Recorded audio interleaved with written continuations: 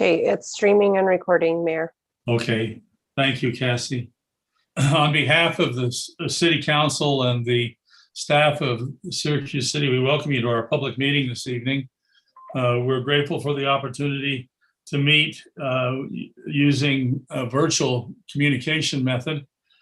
This public meeting is held electronically in accordance with House Bill 5002 of the Open and Public Meetings Act amendments signed into law on June 25th, 2020, pursuant to written determination of the chair finding that conducting the meeting in an anchor location presents a substantial risk to the health and safety of those who may be present due to infections and potentially dangerous nature of COVID-19.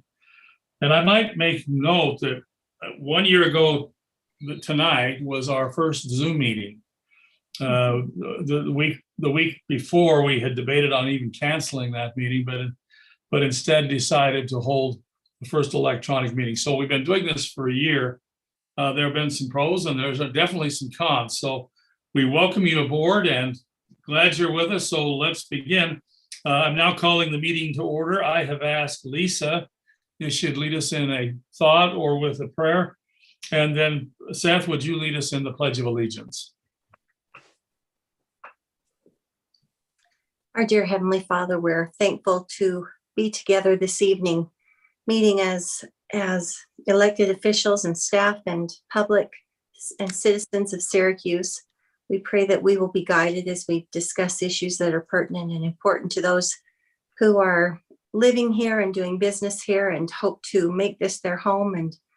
And we are thankful to live in such a place as this that provides us so many blessings and amenities, as well as safety and comfort and good friends and neighbors. We pray that we will have a calm spirit upon us this evening, that we will have good discussions and come to conclusions that will benefit all of us. And we pray that we will be blessed with the ability to reason well. We thank thee for the founding fathers and for those who have come before and continue to lead in this great state and city. And we thank thee for the opportunity to be part of it. And we say this in the name of Jesus Christ. Amen. Amen.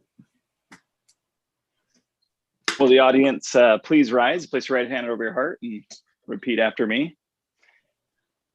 I pledge allegiance to the flag of the United States of America and to the republic for which it stands, one nation, under God, indivisible, with liberty and justice for all.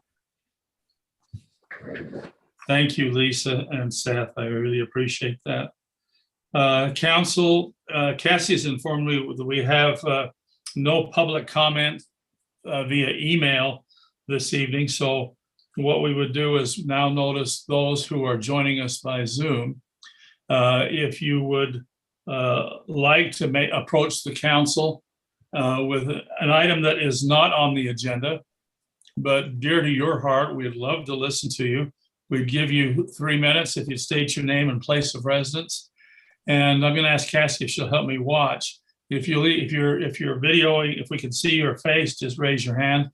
If not, you can raise the purple hand and we'll scan that for those that may want to comment. So we're now in public comment. Mayor, it looks like Devin. Devin? Thank you, Mayor. I appreciate the opportunity to address the council for a couple of minutes. I'd like to provide a little bit of feedback on the proposed R.C. Willey general plan zoning change. I know that on tonight's discussion is reviewing that in conjunction with the traffic analysis that has been done. I appreciate the council's thoroughness in requesting that traffic study, and I appreciate the developer undertaking the study so that we have the information. One of the things that I understood from the previous discussion is that it was not only desired to understand the impact that this development would have, but also the impact of the West Davis corridor.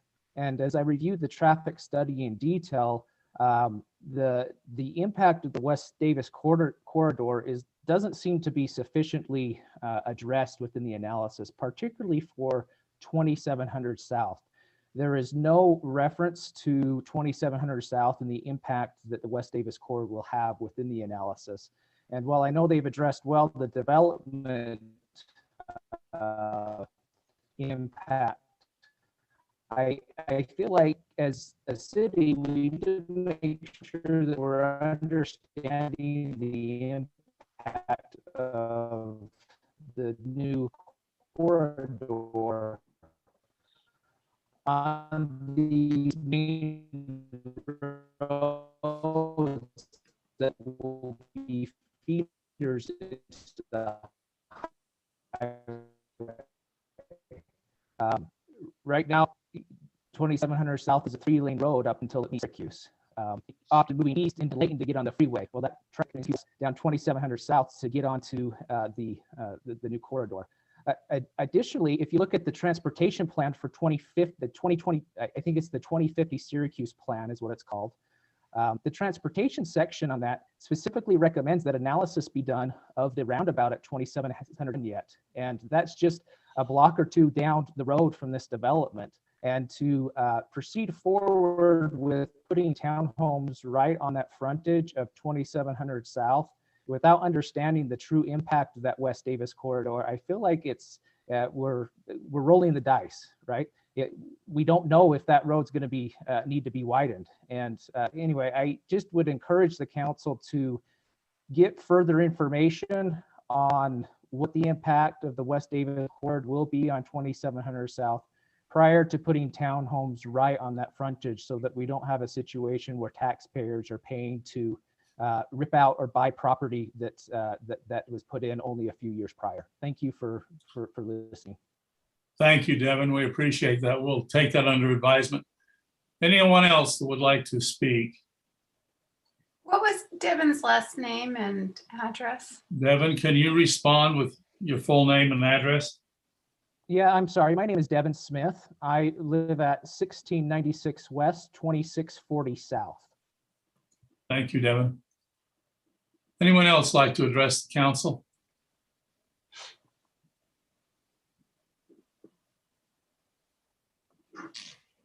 Mayor, I don't see any raised hands. I don't either. Thank you, Cassie. I'll move us out of public comment. Let's go to item C, the presentation of the Jensen Pond Shoreline Improvement Project to be completed in partnership with the Division of Wildlife Resources. Now, Cresta, do you want to introduce this one and then introduce our guest? Sure. We've been working on this for a little while to restore the shoreline, and Cody's going to speak to that of why we need to do that. But it's going to be on the week of April 5th, and we're partnering together with the DWR. They've gone after grant funding, so they'll be funding it, and then we'll be helping with our staff, and then also with our staff and public works staff, and then our equipment. So I'll turn the time over to Cody Edwards, who's a biologist with the Division of Wildlife Resources. Go ahead, Cody, and you are able to share your screen if you need to. Awesome, thank you. Can everybody hear me? Yep. Awesome. Thank you for letting me come to this meeting. First off, it's been a pleasure working with the city on this project. I'm a fisheries biologist with the Utah Division of Wildlife Resources, and one of the tasks of my position is to improve and maintain community fisheries alongside cities. And often cities have a vision that, you know, the Division of Wildlife is in charge of managing the fishery and the surrounding shoreline, and we don't have the time or funds to do that. And it's really nice when cities have the motivation, as Syracuse City has shown us, to work together on this project. You know, some of the previous projects that we worked on, there were dedicated hunters that worked on the southwestern portion of the pond to put in some fencing. Previous biologists have also worked with city managers here to install some aquatic habitat to improve the fishery. And the latest step in that improvement of this site is going to be working on some shorelines. So I'm going to share my screen so that everyone can see what we're looking at. So this was a, can everybody see the image of the pond here, or at least a portion of the pond? Perfect. So this, if you're not familiar, the main entrance to the park is on the top right of the screen.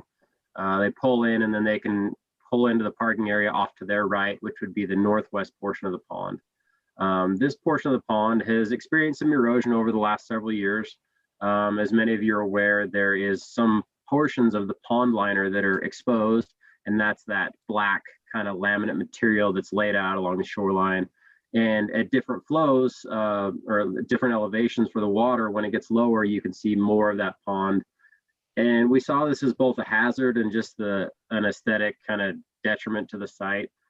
First off, it's a slippery mat. So if people are trying to fish around the pond in this portion, it poses a hazard that they can slip into the pond or they can hurt themselves. And also just as far as aesthetics, it's going to continue to deteriorate until we improve this portion of the pond.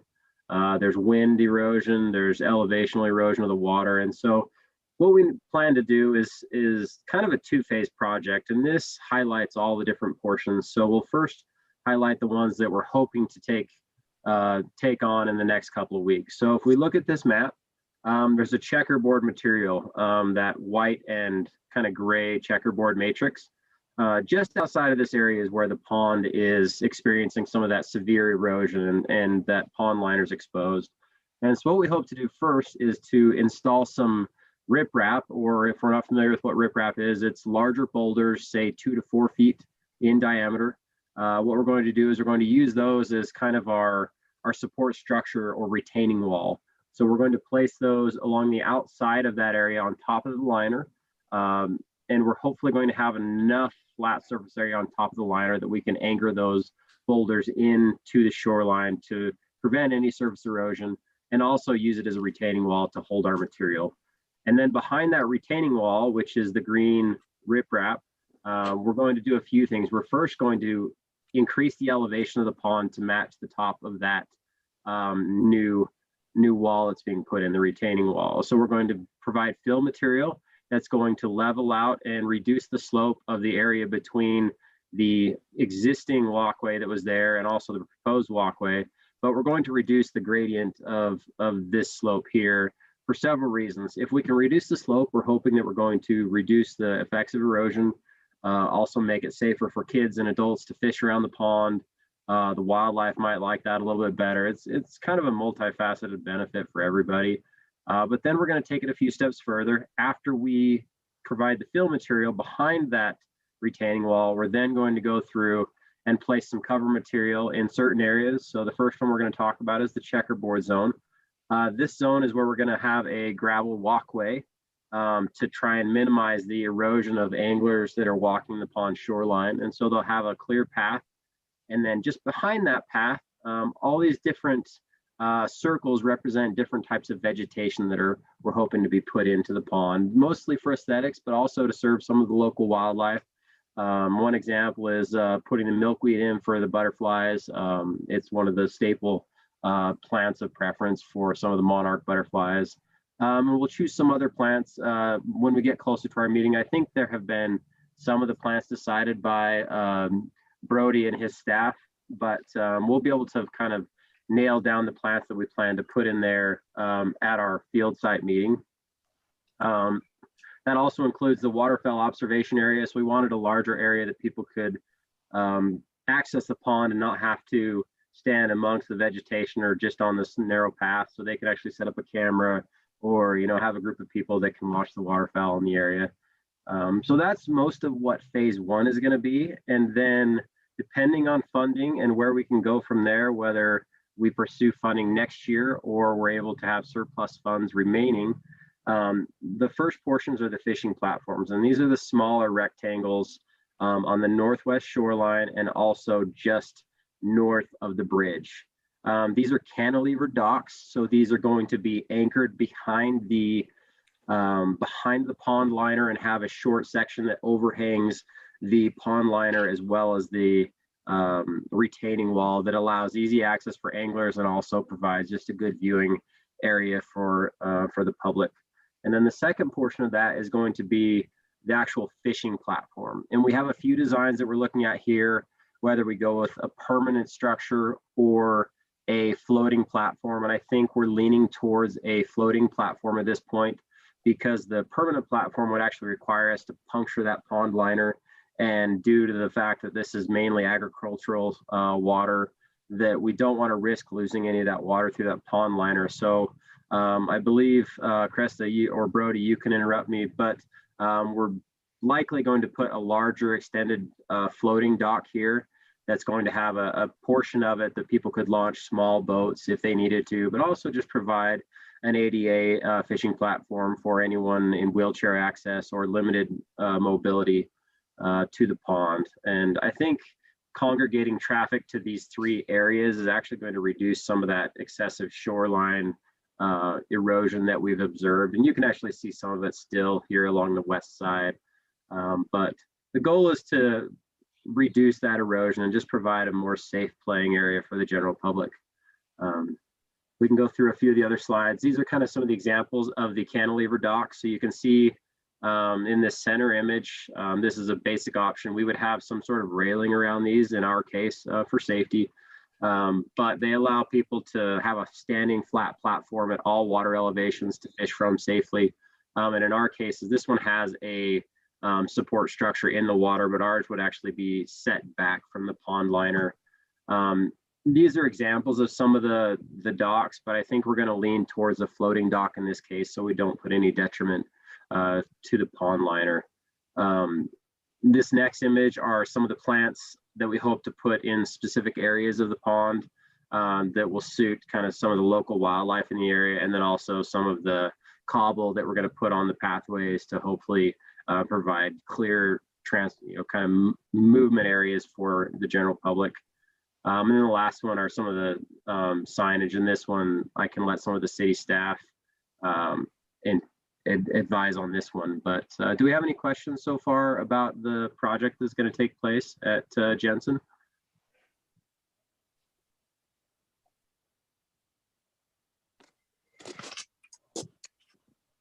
No, I'm just excited to see us moving forward on this. This is something that we've been looking at for quite a while, so pretty exciting. Awesome, thank you. Jordan, I appreciate you jumping in. Council, tonight, in the sake of time, rather than having a lead-off discussion, I'm just going to open a discussion after each item that we speak so that we can proceed forward with a little quicker than maybe we would do if we started with a lead. So thank you, Jordan. Anyone else? I am one other thing, sorry. So do we know what, I know we're splitting costs on this. Do we have some estimates of what will be expected on this? And have we budgeted this, or do we need to add more to that? Right now, DWR is doing all the funding for this right now. We did just submit a mini grant to help get for more possibly. And then Cody has talked about putting in another DWR grant for next year also. So as of right now, we're not asking for any additional funding. Great. That doesn't mean it won't be in the future, but right now we're not. Right. Sure. And just to reference where this funding is coming from, as a larger grant, annually I write a proposal for community fishery restoration, preservation, and conservation. They're based around water quality and kind of wildlife enhancements. But it's the Watershed Restoration Initiative that funds this. There's several millions of dollars that are available for us to vie for each year. And I wrote a larger grant that was kind of Wasatch Front wide that was funded for just under $100,000. And depending on how we break down the final funds, between $15,000 and $20,000 of that grant will actually be going towards the Jensen pond this year. And then hopefully we can fund a dock the following year, a larger platform for the ADA fishing platform next. That would be the next funding fiscal year, which would start January 1, where I'd write the proposal and then hopefully receive the funding in July of 2022. Great. Another question I had, and this is one thing I'm curious about. I know that this is actually pretty popular for fishing and things like that. I'm concerned that the plants are too close to the shoreline and that they'll end up getting trampled. What is the depth of that gravel area? Or width of it from the shoreline? Sure, width, however you want to. I think it's a 2-foot path, but this is a rough design. So we we wanted something that everyone could see, kind of a rough plan. And in our site visit, we hope to be able to finalize that. I think in some areas, this path might become a little bit wider. But you're right, we do need free movement, and we need to provide access around this portion of the pond because it is quite popular, because it's the closest accessible portion to the nursery, which is where generally people can't access from the shoreline. And so I think that's open for discussion, that we could probably make that a little bit wider. I think the goal is to drive the traffic on an area that can withstand pressure. You know, any of the areas that have the plants, we're not going to be able to have people walking over them quite often. And so some of these smaller shrubs are hopefully driving the traffic to that trail along the front of the embankment there, so that we can reduce the erosion of the vegetation. But I think that's up for discussion. Is that correct, Krista? Yes, Okay. sorry. So, Yep. And all of those plants are perennials, or are they all annuals? Perennials. Noah, you would need to speak to that, but I think that's, Yeah, I can speak to that. They're all perennials. Okay. Yeah, all of them are woody landscape plants that are available. The spirea is really common. Rubber rabbit brush you see more in native plantings, but you do see it sometimes in kind of planned landscapes. The coyote willow, yeah, that's also woody, and it has kind of some winter interest, and that comes up every year. And milkweed is also perennial, but that's herbaceous. So it in the wintertime, it'll, you know, get all brown and kind of die over. Yeah. My bees love that stuff. So Yeah. Cody, I'm going to step in here and thank you for your presentation. Appreciate it. We'll be hearing more about this, council. So I'm going to move us on if we can. And Cassie's helping me do this. We're going to have to, or we will be here till midnight. okay. Let's go thanks on. so much, Cody. Do Thank you need me to stay on any further for any more questions at the end, or? Nope, you're good. Okay, Thank awesome. you. Thank You you. bet. Thank Thank you. you for giving me the opportunity, everybody. It was nice to meet you, and I'll look forward to working with you in the future. Great. Thank Appreciate you. it. Have a great day. Mhm. Okay, let's move on to item number D. This is a follow-up discussion at the request of the Johnson family to purchase property. Paul and Brody, can you lead us out on this one? Yeah, I'm not sure if Paul is going to be available. He's actually, for a little part of this meeting tonight, he's going to be between two different meetings. We have a Board of Adjustment meeting tonight. So this was a request we had to sell a property next to Rock Creek Park. As you recall, we did some homework on what it would take to do that. It looks like it was part of the Land and Water Conservation Fund grant that we received for Rock Creek Park.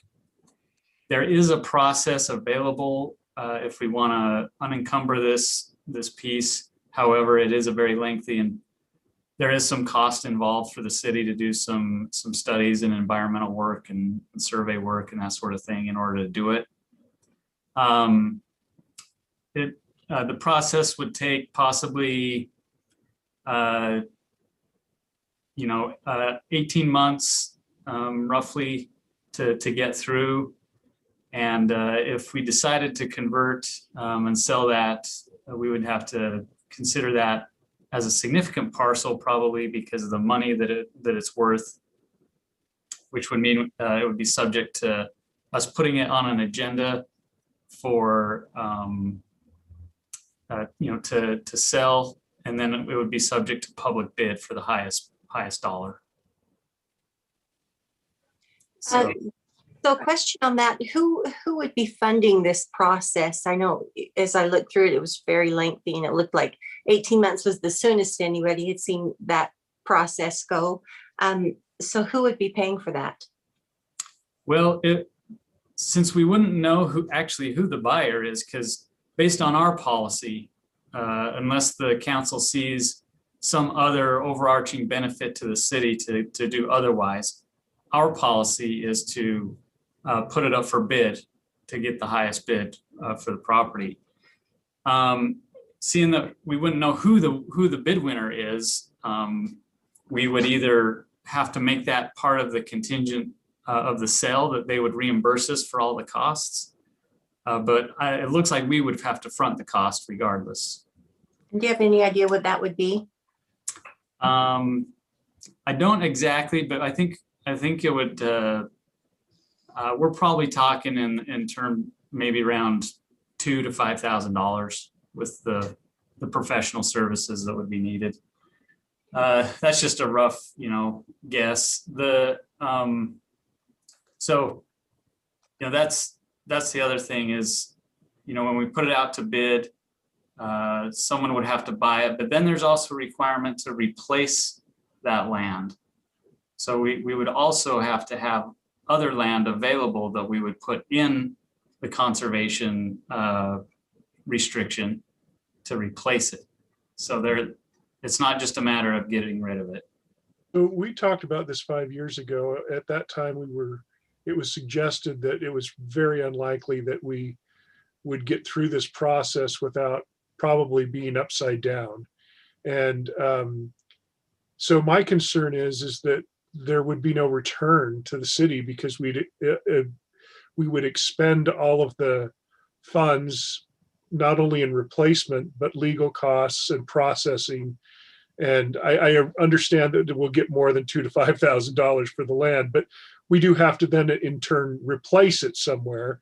And so my concern is that it's just not worth it to the city. We do need the parking. Corinne shared with us a picture of people parking on the street. And I think that tells, sometimes a picture tells the story right there. It's a difficult, we talked about it 5 years ago, and when we talked about possibly extending the parking lot that's already there. And we recognized that there was a significant advantage to the city to having multiple locations for parking lots, so that everybody's not parking in the same place and flooding the field across, because that creates traffic patterns and dead grass. And plus it's harder to get to where you're going if you're on the wrong side of the field. So I would probably be against this.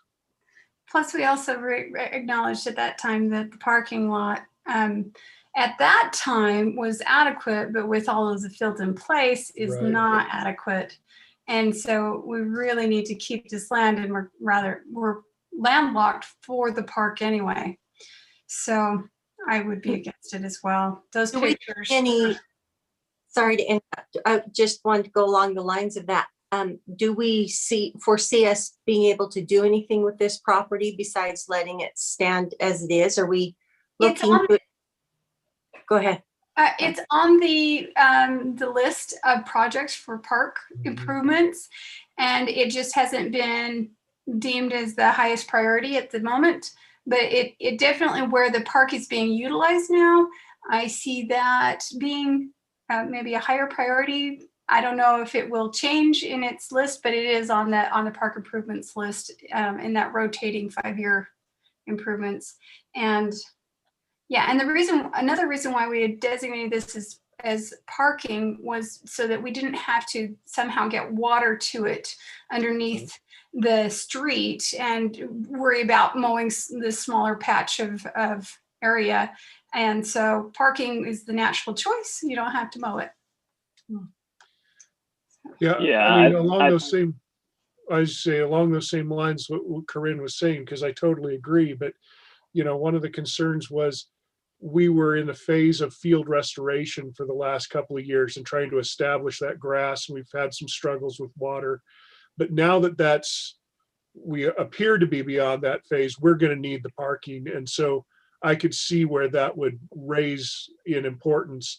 It's hard to put your money towards something you can't utilize at the moment. Right. I was just gonna say, I agree with you guys all for the same reasons. And I think it goes without saying that, it's great to see people who are interested in wanting to relocate here and find property that works for them and their family. And I think that's awesome, because we found ourselves in that same position when we first moved to Syracuse, just loving this place and wanting to be here. But unfortunately, it just doesn't seem like that's a location that makes sense based on our plans and our needs. Jordan? Yeah, I would love to have the Johnsons in Syracuse, but unfortunately, that this is so tied up in the legal process that not only would it cost a lot of time, take a lot of time, and then there's no guarantee they would get it in the end anyway. I do think that rather than drag them through that process, I do think it is time for us to look at what it takes to finish off this park. But I agree. I guess, Lisa? bottom line. I have similar sentiments, especially knowing how locked we are with our land, and not so well, I wouldn't say locked, but just that we're diminishing. Our parklands have diminished, and we know how far behind we are on accumulating land for parks. I would be reticent to hand this over as a lot to be built on when we need it for parks. Okay. Brody, do you have what you need? Yes, I believe I do. Okay. I would just throw in there, Mayor, that we welcome the Johnsons. There's lots of other lots around Syracuse available. It's not like this is the only choice. So we'd love to have them come join us still. It's just this lot doesn't seem to work out. And they probably just didn't know that there were actual plans for it. So because of the refurbishment of the park. Yeah. Brody, I don't see the Johnson in this meeting. Would you make sure they're contacted? Sure. Okay. Let's go to agenda item number E, a request to be on the agenda from Joe Silverswig, a government affairs manager for Comcast. And Brody, this is the Brody show tonight. So Brody, would you mind introducing him? Sure, yeah. Mr. Silverswig, he's government affairs manager for Comcast in the Mountain West region. And he contacted us to see if he could come and chat with the council and talk to us about the services that Comcast has in the city. I'll turn the time over to you, Joseph. Thanks so much. Really appreciate it. I thank you to the Mr. Mayor and to the council and to Brody for helping arrange this. I noticed I keep an eye on local agendas, and I noticed you folks were talking about a fiber project, and wanted just to make sure that I'd introduce myself, and you all know who I was and how to get a hold of me if you need anything from Comcast, and also to give you the opportunity to ask any questions, and hopefully to dispel some myths that tend to emerge around internet service providing as a sort of an industry. So I thank you very much for the time. I know you guys are busy, so I'm going to try and keep it as brief as possible and hopefully leave some time for questions. The first thing I want to talk about is Comcast as a company. Comcast is as I'm sure you folks know, is a large company. Our chief holdings are the Comcast brand, the Xfinity brand, where we do our residential internet. We also own NBC Universal Studios and Sky, which is a European internet service provider. And then you can see here a host of other brands. Comcast is really a bottom to top entertainment company. We look to provide entertainment to our customers, and I think is one of the key ways in which we're set apart from other providers is when you're a Comcast customer, you get all of these things along with it, and we leverage all of these opportunities, whether it's through exclusive television shows you can only watch on Peacock, or being able to stream the Olympics really efficiently with your X1 TV platform, or a host of other ways that we bring all these things together and serve a really complete, really easy to use product to our customers. But I also want to bring it local. I want to talk about Syracuse. When folks are talking about municipal fiber, a really consistent theme is a lack of access to internet. So I wanted to show you Comcast's Syracuse map. I had our design analysis team do an analysis of Syracuse this year to get a sense of what it looked like. And as you can see, almost everybody in Syracuse has access to Comcast internet. So these blue dots, these are our customers. These pale tan dots are people who could be our customers but choose not to be, and then these darker brown dots, those are the spots that we're missing. We are consistently expanding our network. We work really hard to get into these areas. It's personally important to me that we serve these areas. And would really welcome working closely with Syracuse on getting these areas built out. One great example is if you know that you're going to be changing a road out, and we can joint trench with your utility services, and that can a lot of times make it a lot more affordable for us to get into these communities and check off a couple of these boxes. So that's certainly something that we're eager to do. One of the key myths that I hear a lot about, I want to make sure I touch on, is that Comcast does not throttle speeds. Every customer gets to their wall. Coming out of their wall is the speed that they pay for contractually. That happens 100% of the time. There is no time of day or situation except for widespread outages where we have to share the load a little more than we would like, where we might have slightly lower speeds. But we don't throttle speeds as a matter of course, and take that promise really, really seriously. Comcast Business is a growing part of our business. It provides a great deal of services and really a top to bottom IT solution for a lot of companies. So it's more than just a pipe. They also handle IT solutions that firewalls and security and email and VoIP and all sorts of things like that. These are some of the large companies in Utah and the Mountain West that we serve. But all of these green dots are Syracuse businesses that we currently support. So as you can see, we are ready to go to support Syracuse business. We're really happy to do it. Love to be an economic development engine that we've seen across the nation, that access to internet is great for local business, great for property values, a lot of really good benefits to having this network in the ground, and we're happy to provide it. And it's worth noting that almost all of our network is fiber. About 98.5% to 99% of our lines are fiber. The last few feet of your line is coax, unless you're a fiber customer, but almost everything that's between you and the head end is going to be fiber.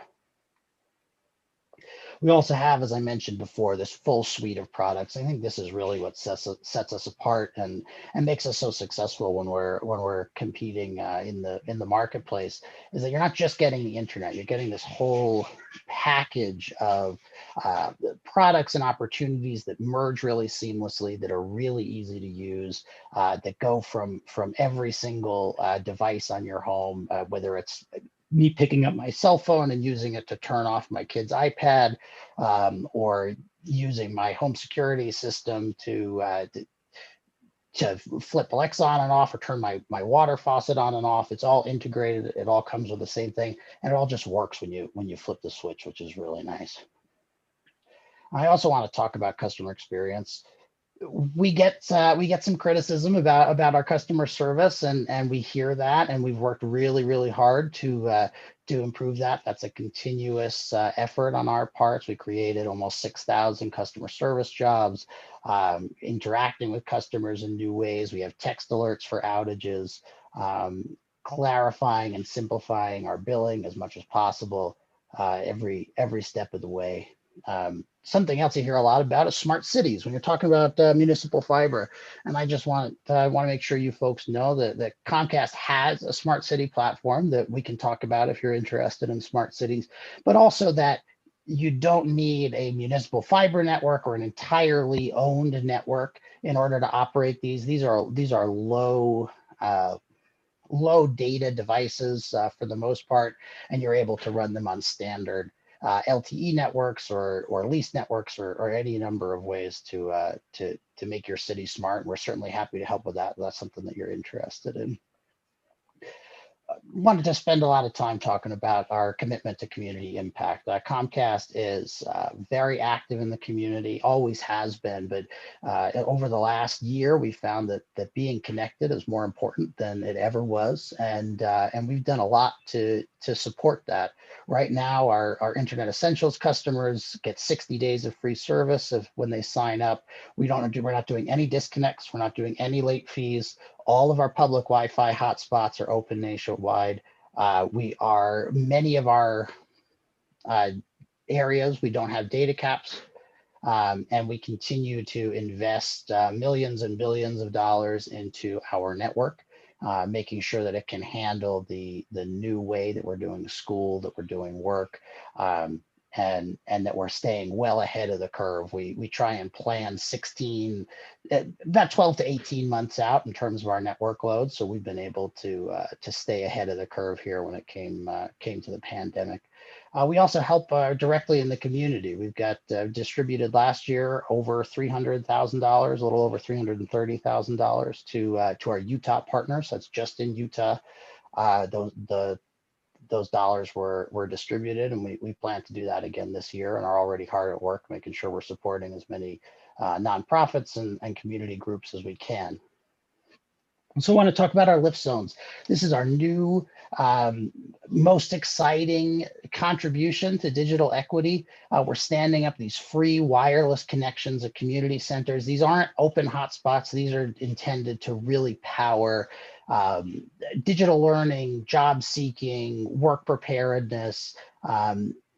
Folks who don't have access to the internet at home, this is somewhere they can go to do the real work that needs to get done sometimes on the internet. We have dozens of sites planned in Utah. You may have seen our announcement that we did recently, including locally. We've got the Youth Impact Ogden. They're up and running, and we're looking forward to a partnership with the Cash Refugee and Immigrant Center. And I would absolutely love to put one in Syracuse. If you folks have a community center or a senior center, it can be a city building, it can be a nonprofit-owned building, it can even be privately owned. But if it's the right space, let me know. We'll talk about it, and let's try and get a lift zone set up in Syracuse so anybody who doesn't have access at home has somewhere to go.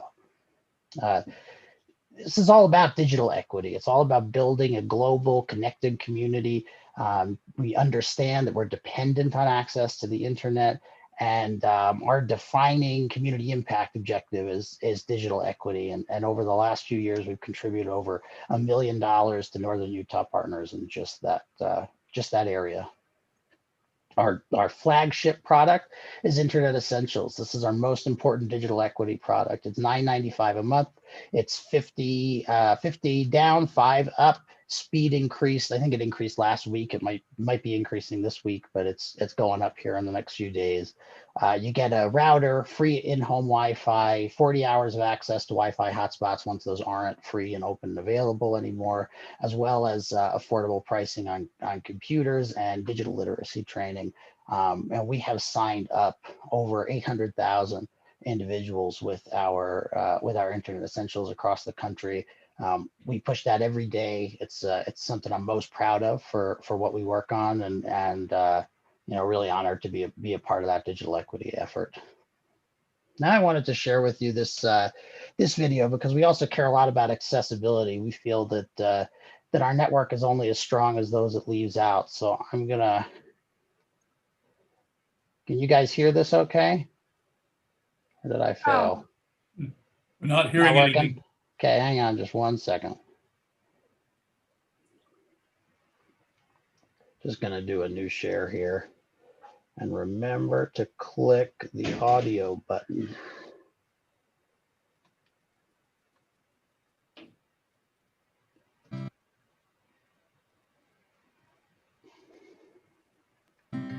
Being independent is something that I've always strived to be. I think growing up, I was never treated differently.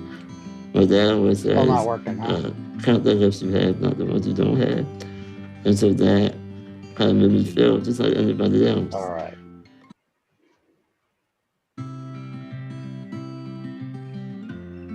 So this is Jimmy. I've been living independently since not sure why the sound's not working. It's working. And then on the side, my passion, I self-published a children's book.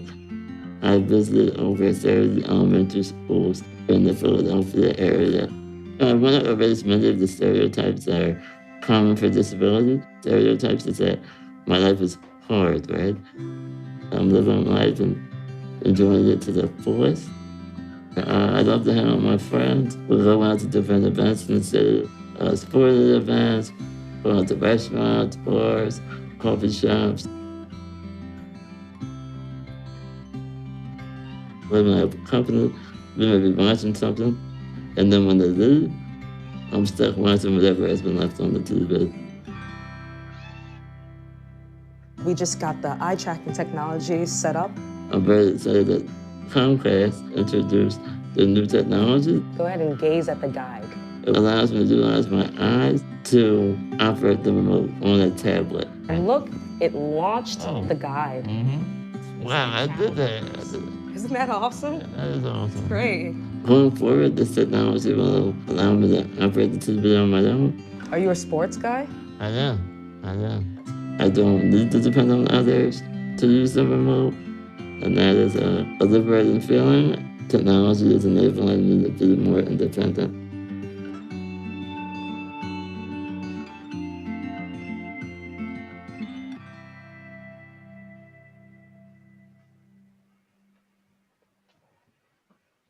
So that's Jimmy, and that's just a little bit about our ongoing commitment to accessibility, to making sure that everybody has access, same access to the internet, is able to get the absolute most out of it. We've got 2.7 million set-top boxes in this country with at least one ability feature enabled, and know that broadband is a particularly important resource for disabled folks, especially in today's age where that's the number one way to connect with your community.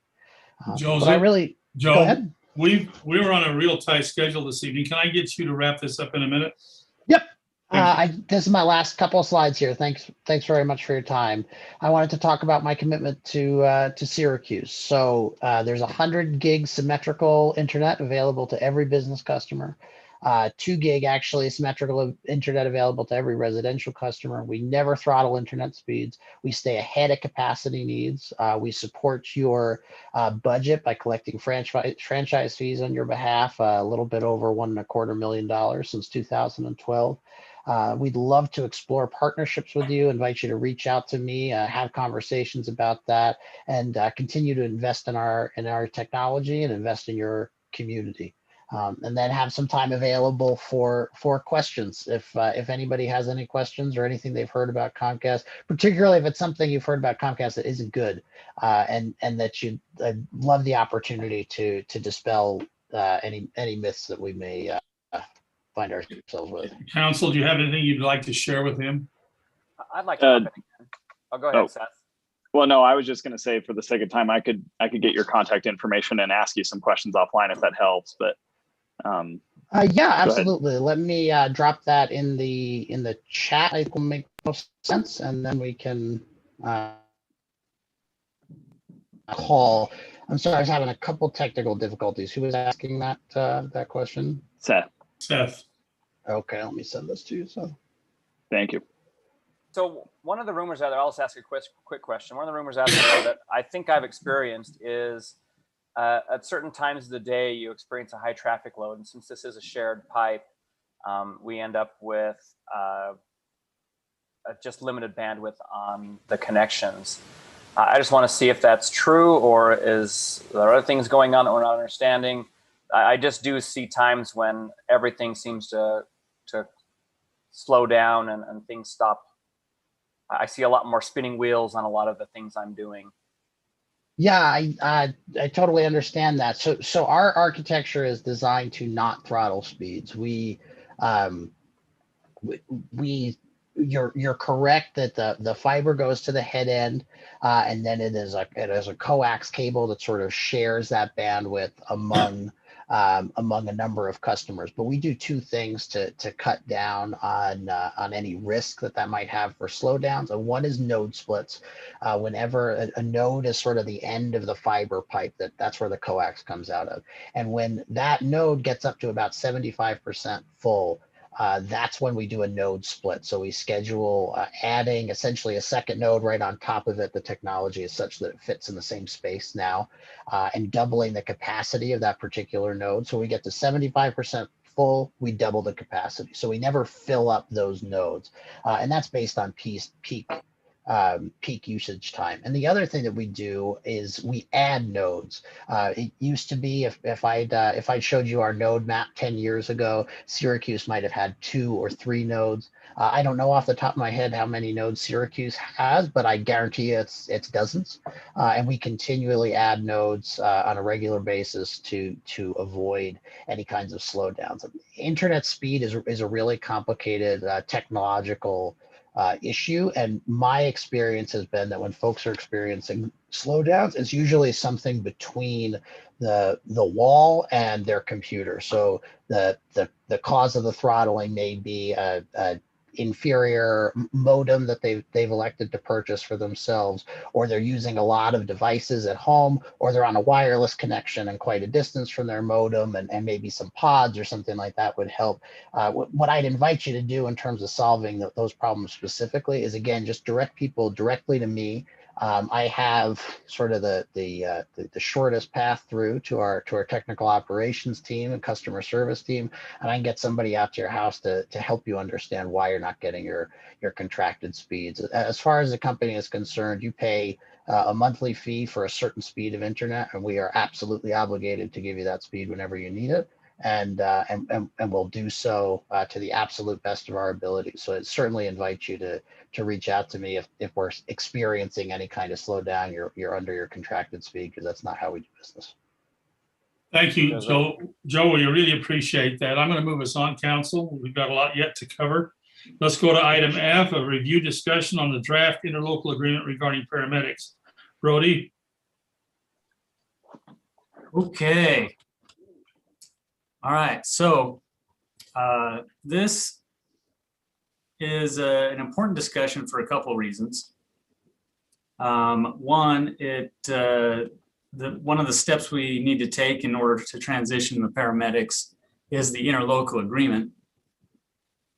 The other reason is it will inform our budget discussion and how we put together the upcoming budget for this summer. So let's get into this. Just kind of to give you a little bit of a background. So remember, the county is going to get out of the paramedic business beginning January 1, 2023. They have publicly announced that.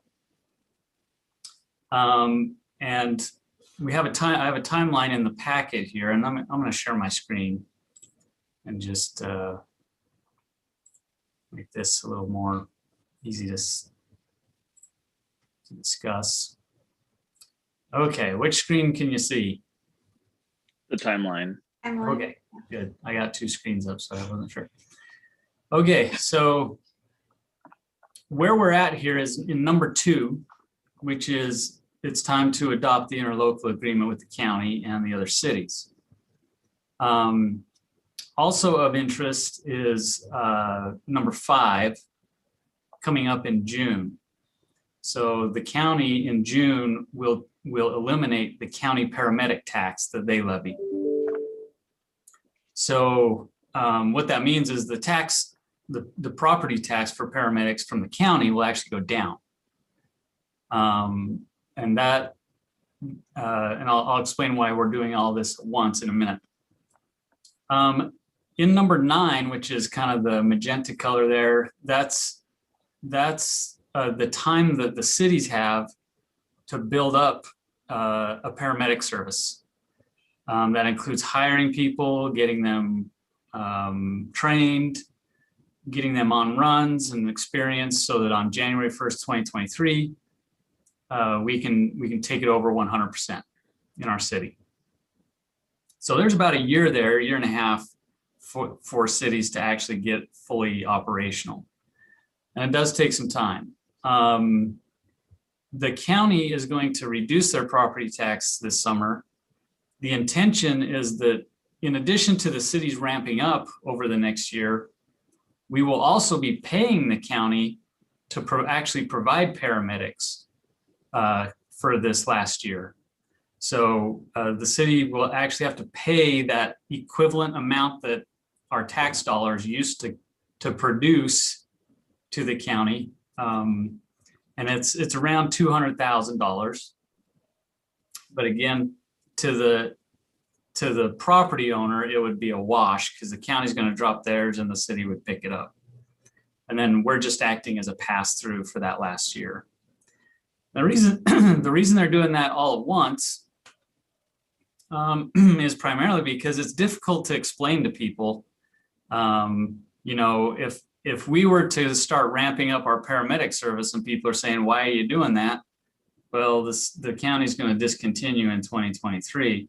Well, they haven't reduced their property taxes yet. Well, they will. Well, what if they don't? Well, they will. Well, we can't necessarily guarantee that because they may have other priorities that they have to fund in a future with a future commission.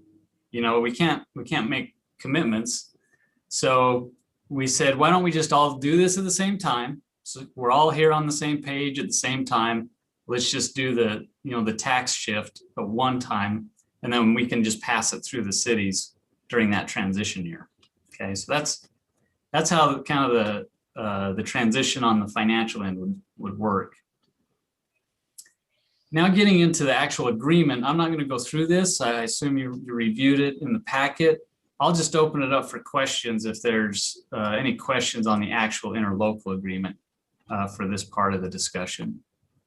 And I'm going to open that to all of you. Let's rather than take a leader, let's go ahead and open it up. Well, my first thought was, I was wondering, so it kind of says that we have about an 18-month, like we'll stop funding the county this summer, and then we'll be up and running about 18 months later. How is that overlap going to happen, that we stop funding the county, and how do they continue to run until we're up and running? Yeah, so as I mentioned, they would reduce their property rate, their tax rate, and then we would increase ours by the equivalent amount.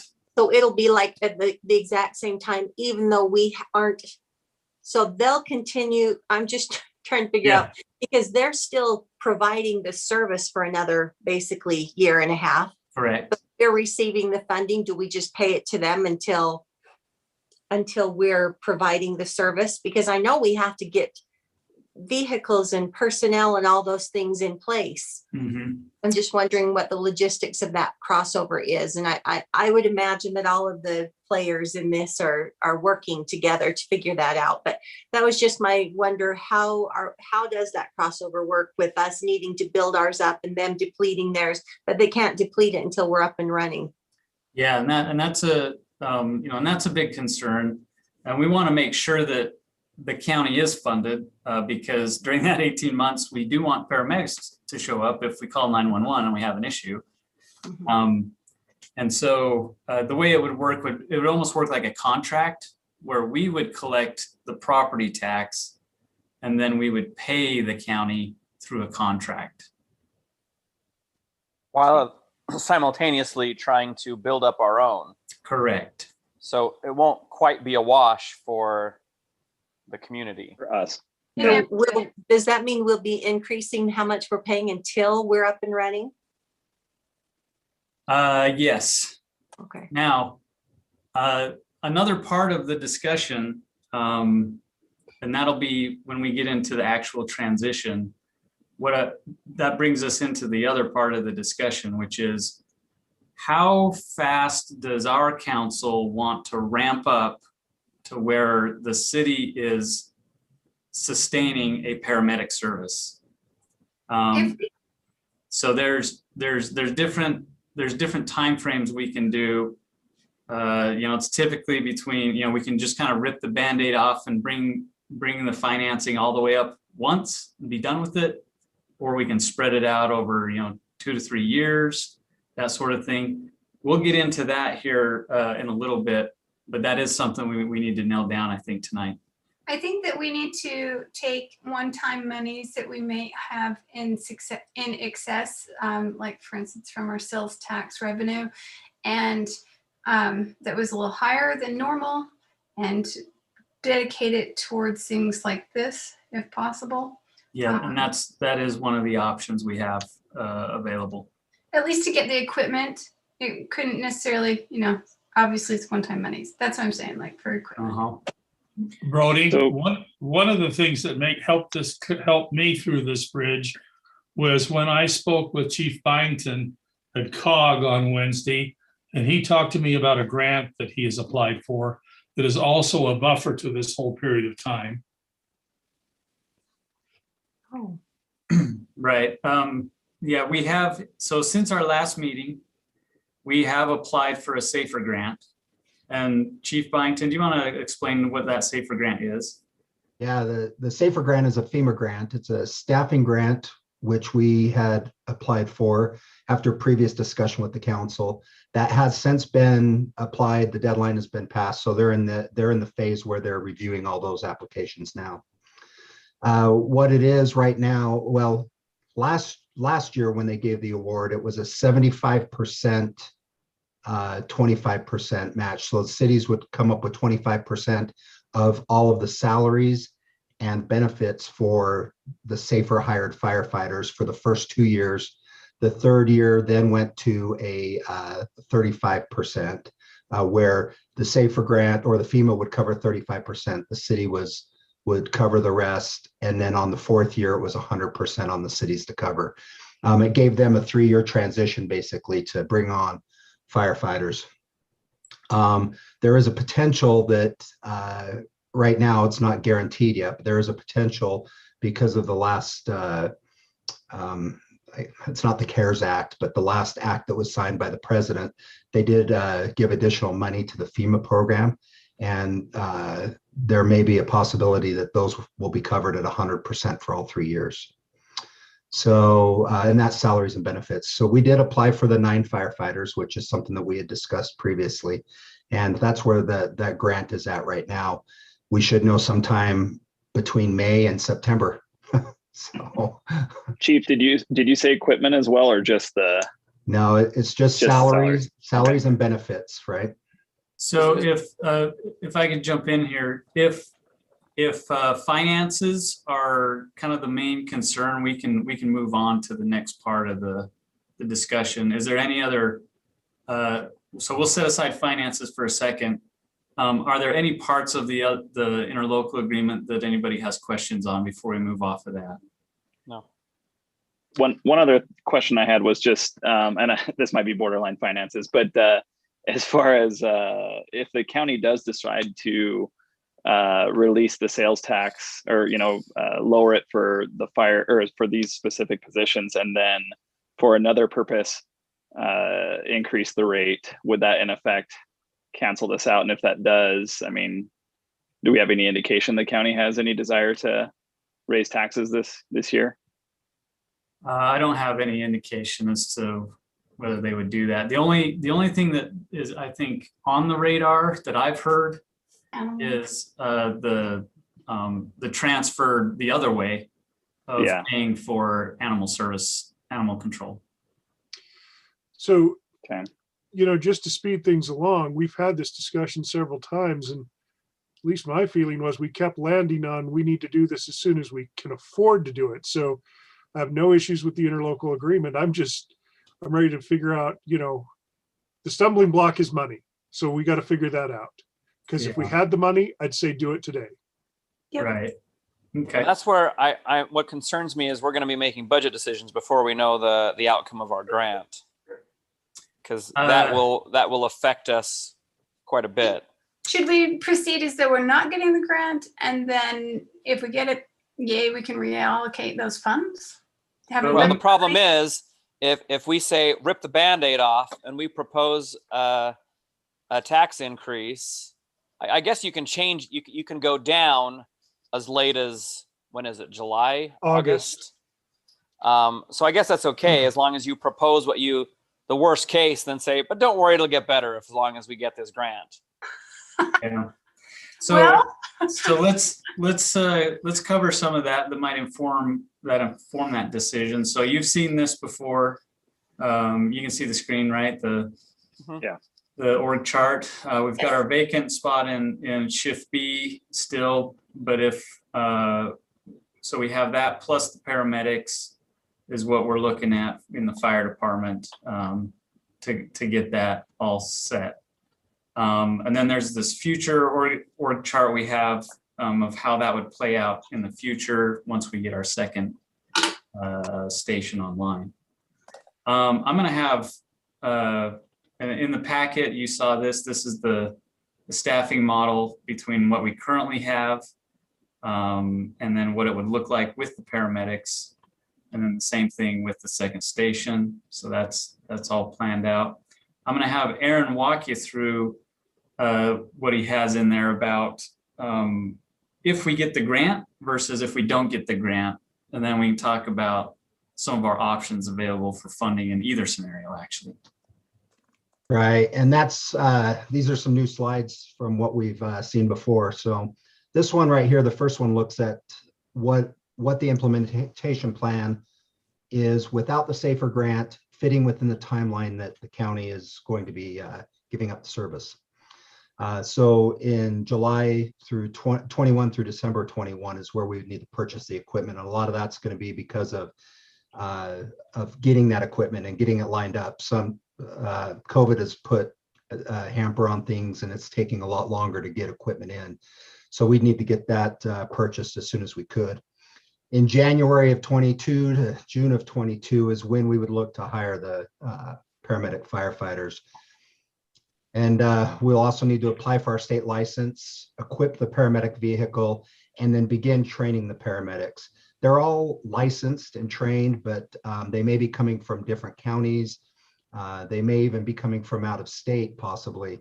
And we'll need to train them to our local guidelines and protocols. They'll be training with our medical control doctor. They'll also be, we're going to try to get them lined up to go out and ride on a paramedic unit and get a little bit of clinical time underneath their belts during that time as well. And with the plans of July 22 to December 22, sometimes standing that service up, depending upon how funds come along. And that's without the SAFER grant. And the next one is with the SAFER grant. So basically the only difference between the two is that we hire the paramedics sooner. If we have that SAFER grant, we begin hiring the paramedics as soon as we can at the first part of this next fiscal year.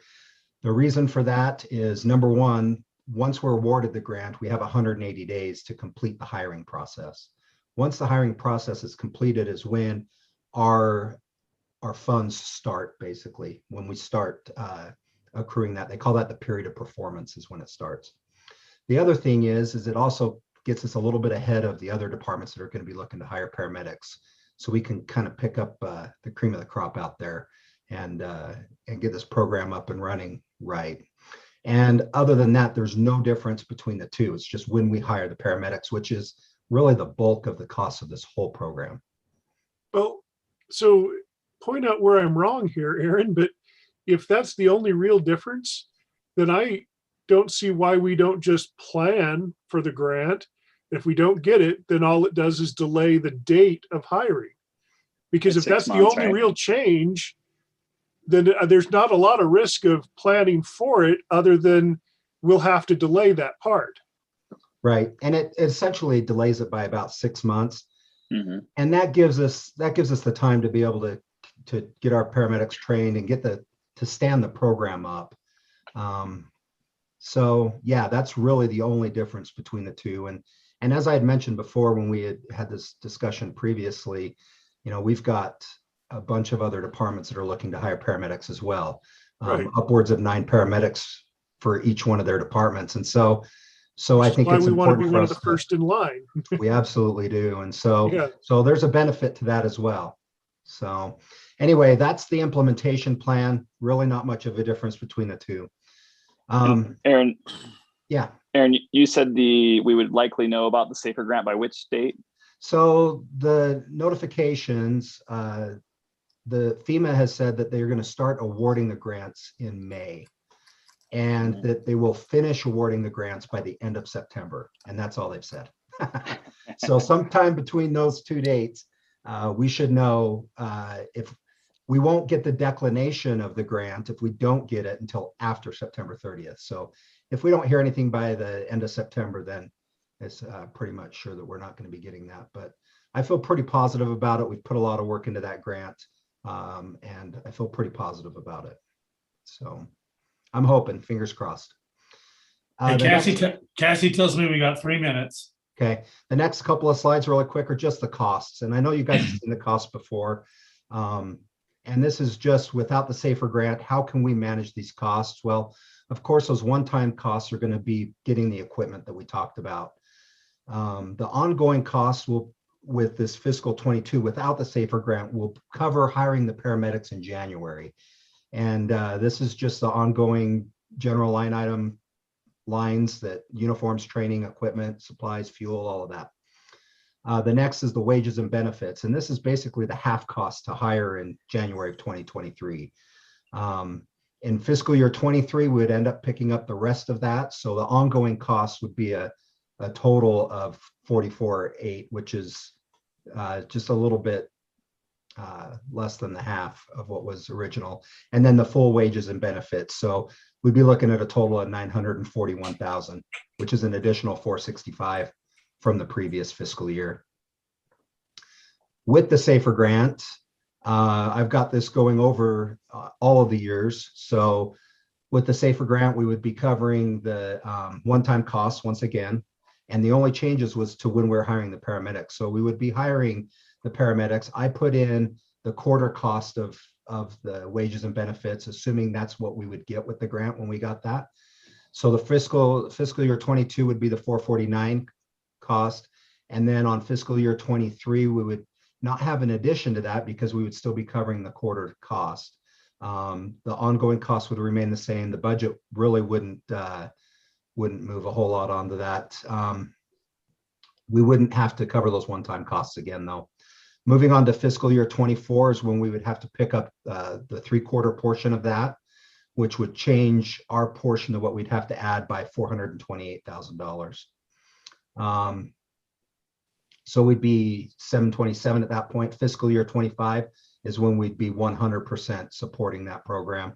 And that's the 941.8. And of course, you know, this is all of these wages, and I've worked with Steve on the wages, and we did everything we could to get these put together. But, you know, by fiscal year 25, that's probably going to most likely be increased a little bit with merits and all of that stuff. But this just gives you an idea of how we can implement this a little bit over time with these grants, and the grant will help quite a bit. Okay, so and Mayor and Cassie, I don't know if is there any time available we could borrow from like the Rock Creek Park discussion, or do we have any leeway? This is kind of an important item. I'd like to maybe spend a little time if we can. I'll give you 5 minutes, Brody. Okay.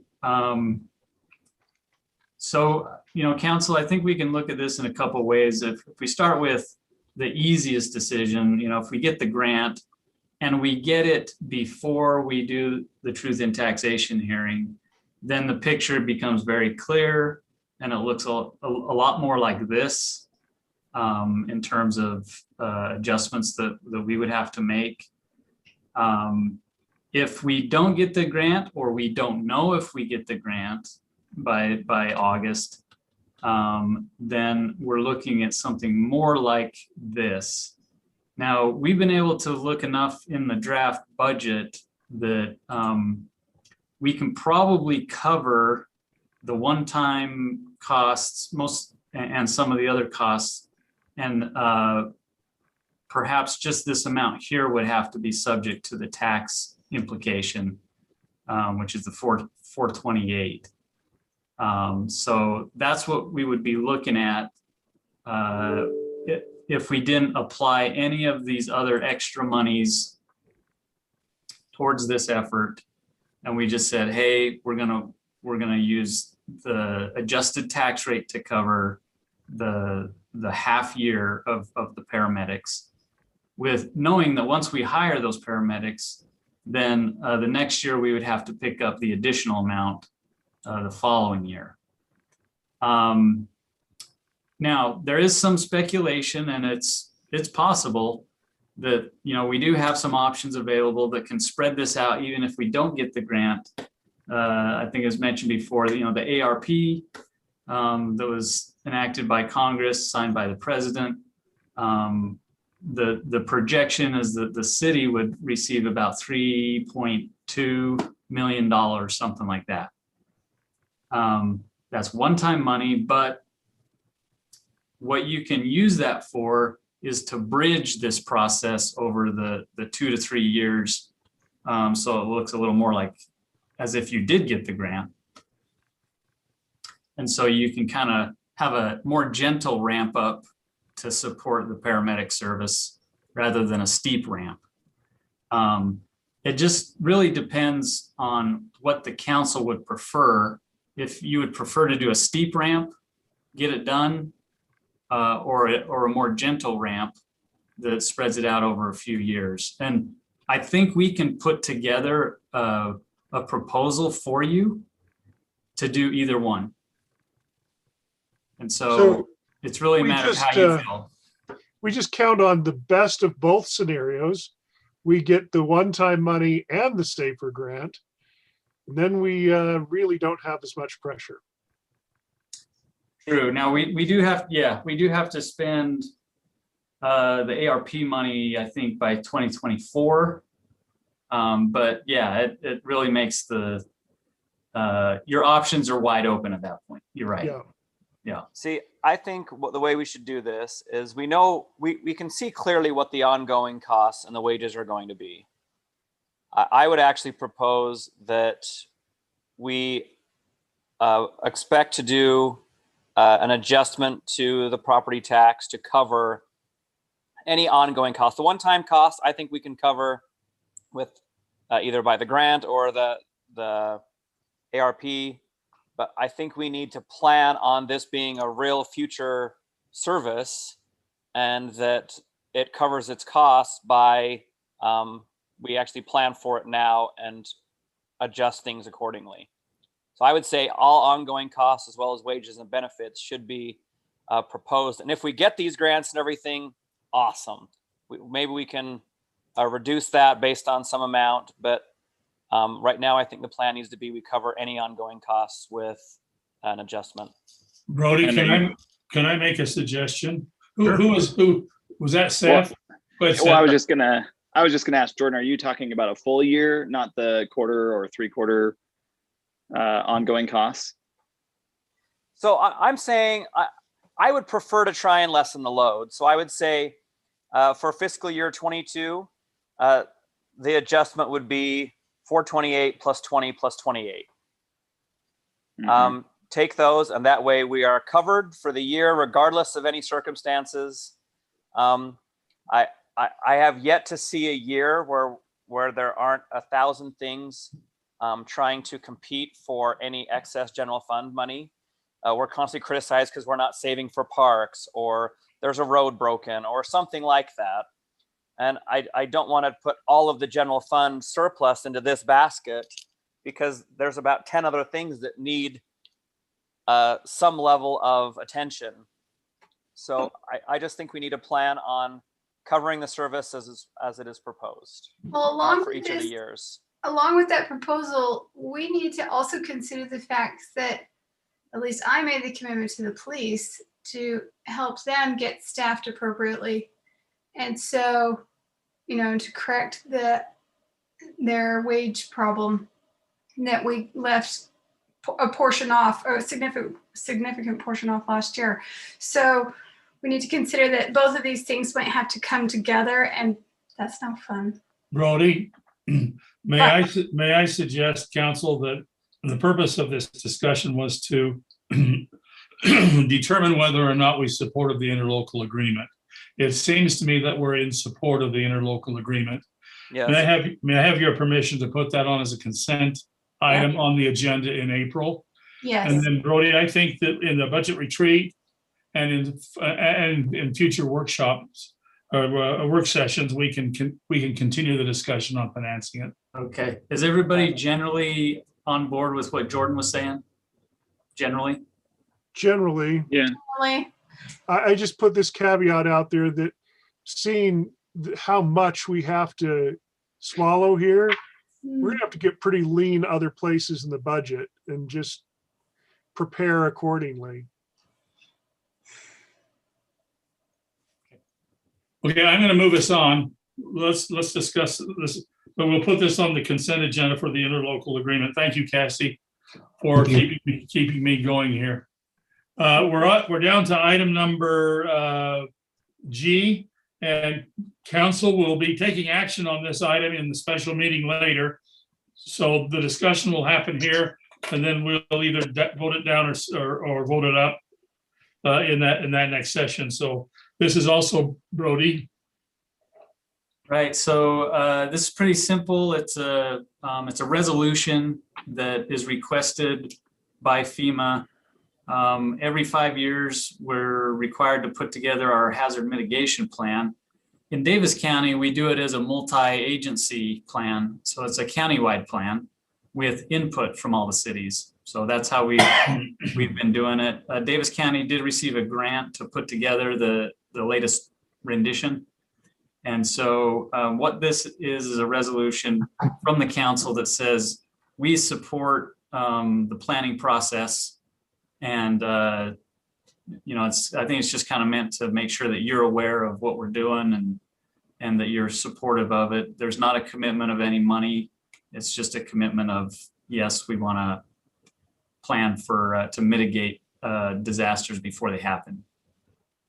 Any discussion on that, council, or can we move it forward? Really quickly, it's you say we aren't beholden for any cost, even though there were costs associated with all of those goals, all of those things. Yeah. This resolution doesn't bind you to expending any dollars, but it is a plan.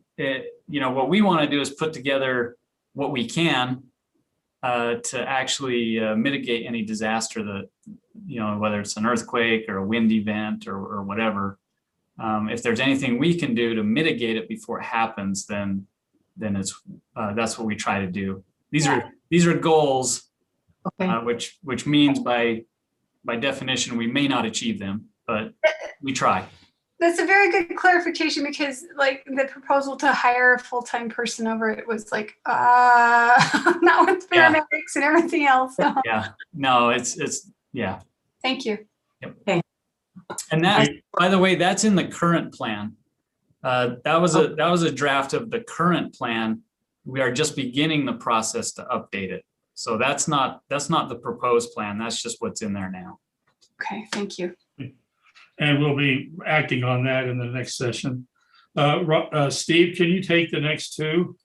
Yes, I'll try to make this brief. I'm not going to go over every bullet point. We've seen this draft before with budget openings. The top portion talks about our capital project, revised dollar amounts. The one green project is the retaining wall we talked about on 2200 West for $112,000. The 5 or so projects in red are just revised costs. We talked about the 500 West agreement last council meeting. Bluff and Gentile is just showing the federal revenue coming in and the full cost of the project. And then we had some minor adjustments to those 3 with Founders Park and Bluff Road 18-inch transmission line. This has been an odd year with COVID. All of us anticipated a budget hit. We've actually seen the opposite of that, and it shows in our sales tax revenues, almost $800,000 over what we had originally budgeted.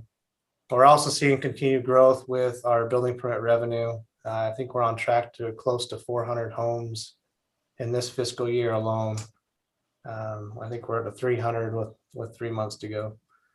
There are some other minor changes in there throughout. If you have any questions, let me know.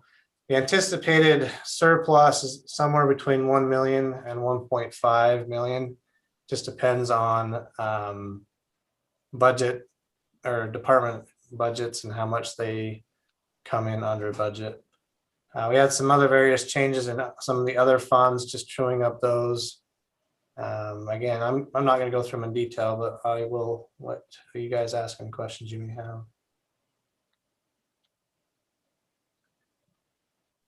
Thank you.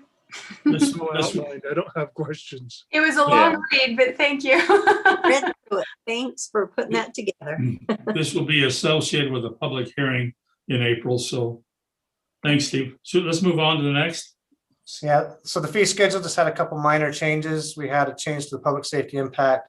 That is actually built in each year as we pay off our bond. That fee increases to the new development as they come in. So that went from 273 to 302 and 19 cents per square foot to 21 cents per square foot on the commercial, as well as a proposed change to the notary fee. By law, state law, we can increase that to $10. Item of note really quick, we are looking to sell our bonds tomorrow morning on the market, which should save us hopefully between $25,000 and $30,000 per year. Yay. That will actually play into an amendment. We're looking to update our public safety impact fee plan.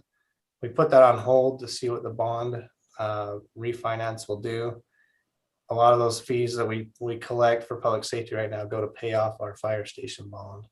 So we have to see what that impact will be before we revise that plan. Those are the only two proposed changes in the fee schedule. Any questions, council?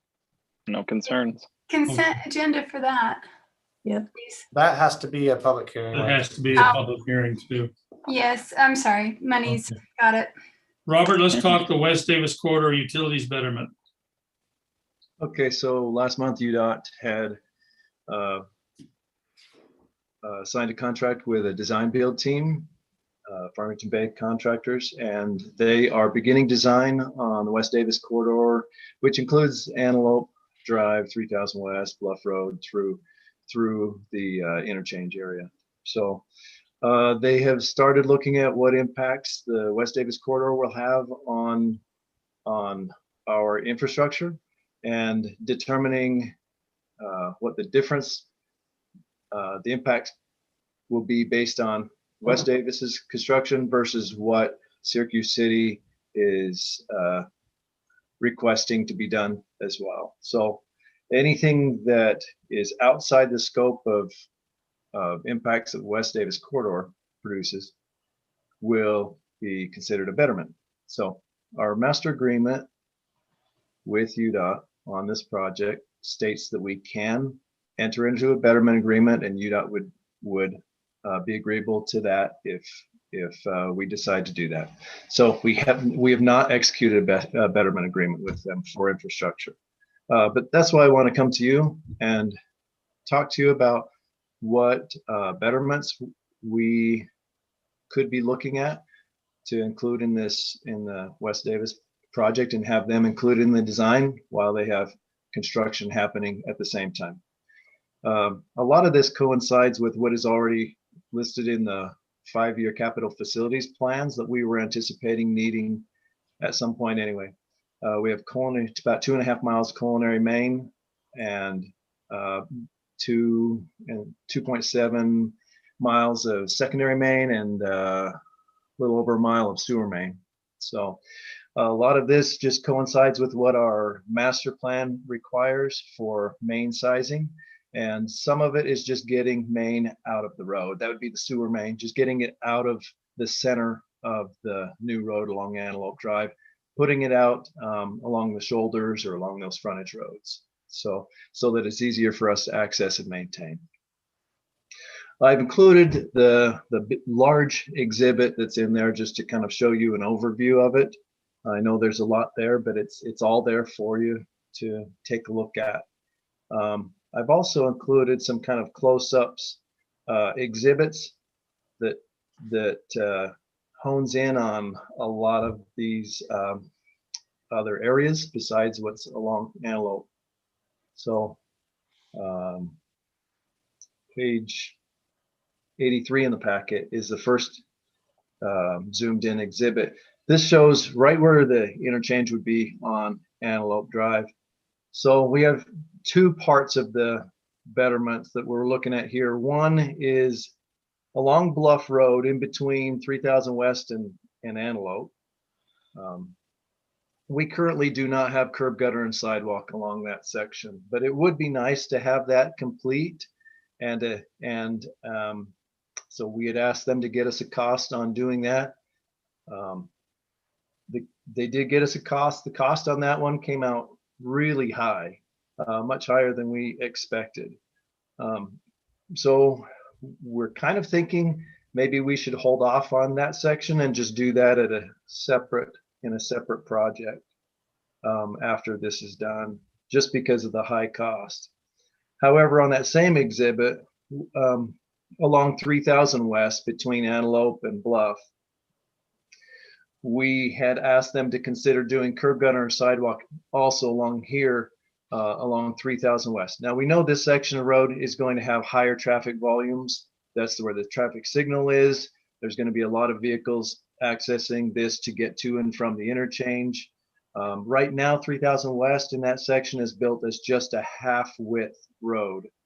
And it was done so with the idea that in the future, the other half, the east half, would be built and we could finish off that road. So the idea of this is to finish off building the east half of the road so we can have the road match the full width that's needed, with curb gutter and sidewalk. But on the east side of 3000, we would likely want to consider a trail connection from where because we have a park and ride lot there, and we have our trail system crossing up at Trail Drive, and then maybe bring the trail down along the east side of 3000 down to Antelope, and just to help interconnect the trail connectivity. Question So we with feel that. like, Sorry. yeah. I was just gonna say, we feel like that would be worth including in the project. But anyway, go ahead, Corinne. Okay, just question with the trail. Are they going to still have some sort of underneath or antelope connection for the trail? Or like a culvert they have. You mean Yeah, the right tunnel now underneath the road? You know They are, sorry. Yeah. they are replacing the tunnel, and that will be at their cost, not ours, because the tunnel currently is right now there, and the new interchange will impact it. So Okay, yeah. so it will be moved closer to 3000 is what you're saying then, or will it be on the east side of West Davis corridor? The tunnel will be on the east side of the corridor. Dang it. Yeah, but I mean, how do the kids get to it from, like, they used it for the school stuff? So Yeah, a lot of kids used it to go to the elementary school. yeah. And yeah, they'll still be able to. There will be surface sidewalks along the sides of Antelope, but there's also a trail crossing up here on the north end where Trial Drive is. Okay. And then there's a trail crossing south of the elementary school. So it won't be as convenient as it is today. Okay. But there will still be access there. And we would hope, separate from this project, to potentially continue that trail south along 3000 West, going in front of the fire station and just making that final reconnection. So there's basically a circle around. One of my concerns with that, Robert, is that it seems really awkward when you have kids crossing underneath a freeway, where you've got that overpass freeway and there's a lot of traffic, and there a lot of studies have been done that create some health concerns for people that spend a lot of time under there. So I'm a little concerned that they've taken the access that so many kids used on the west side and moving it to the east side. Is there anything? Yeah. I mean, because I'm thinking about kids here more than anything, because there's still kids that walk to that school. My guess is that you would be like, oh, that's nice. Pat you on the head. Yeah. Move on. They're pretty stubborn, darn it. Well, there's going to be a lot of parents upset because they're already upset that the highway is so close to an elementary school. But let me just point out my pet peeve is on this slide, and I wish that we could address this before it's just passed over, and that is the park and ride. I realize that, when I talked to Rex, he said that it was our city that insisted they move the park and ride south from where they had it more north. If they're going to leave it where it is, fine, but we need to do something to see if we can't get them to extend it as far north as possible, because what I'm really concerned about is an unusable remnant piece of land that just is a weed pile in perpetuity. If they pave over that, there's very few things you can do with the canal access right there, but one thing you could do is pave over it, because that's not too much to get in there if they had to. So I just wish they'd do something with that little triangle of land to the north, because if they don't, nothing will ever go there. Yeah, It's I've not said the big same enough thing for to anything else. why not, instead of doing a square, why not do more of a rectangle, and let's get some distance up to the north, and you can have the same square footage, but not leave a weird triangle that no one can do anything with. The park and ride. I don't know that this is like a final design, is it, Robert, or is that just to let us know there will be a park and ride? Right. This is not an exact location for it. I'm not certain about. I see your point. I'm not certain about what Rex meant when the city said, move it south. Other than possibly, my only thought was maybe to line up with that road. They wanted the entrance to line up there. And I even suggested to Rex, I said, okay, if you make the entrance line up there, make that be the total south boundary of that, so that you can push the parking up higher where there's nothing else we can use that land for. It's like, Yeah, it's okay. like I've said the the park same and ride thing. in Kaysville. It's oddly shaped, so Yeah, there's no reason totally why. agree. Yeah. I just made that note now, and Okay. we'll be meeting with the design team as we go through. So I got it down for that. I think curb and gutters are good, but curb and gutters I think we could do in the future if we had to. I don't think I don't think that's somewhere I'd want to focus my money on. I agree with you, Robert, to delay that, and you too, Jordan. Thank you. Okay. Are you talking Bluff Road or 3000 or both? I'm kind of leaning towards both. We might want to make that a full length road, since it will have an increased traffic load. Do you and think, maybe, but at the same time, I don't know about, I mean, curb and gutter would be nice, but if I had to choose between curb and gutter and improving the overpass and viaduct and permanent structures that we don't want to ever tear out, I would push towards those, because you don't get a redo on those. Okay. So how far out are we talking though? I mean, with like the note says there, with the park and ride coming in, is it something that we can push out and delay and then time with the development of the park and ride? Or what are we talking here? Because at some point people are going to need to traverse that area. right? Let me mention this first.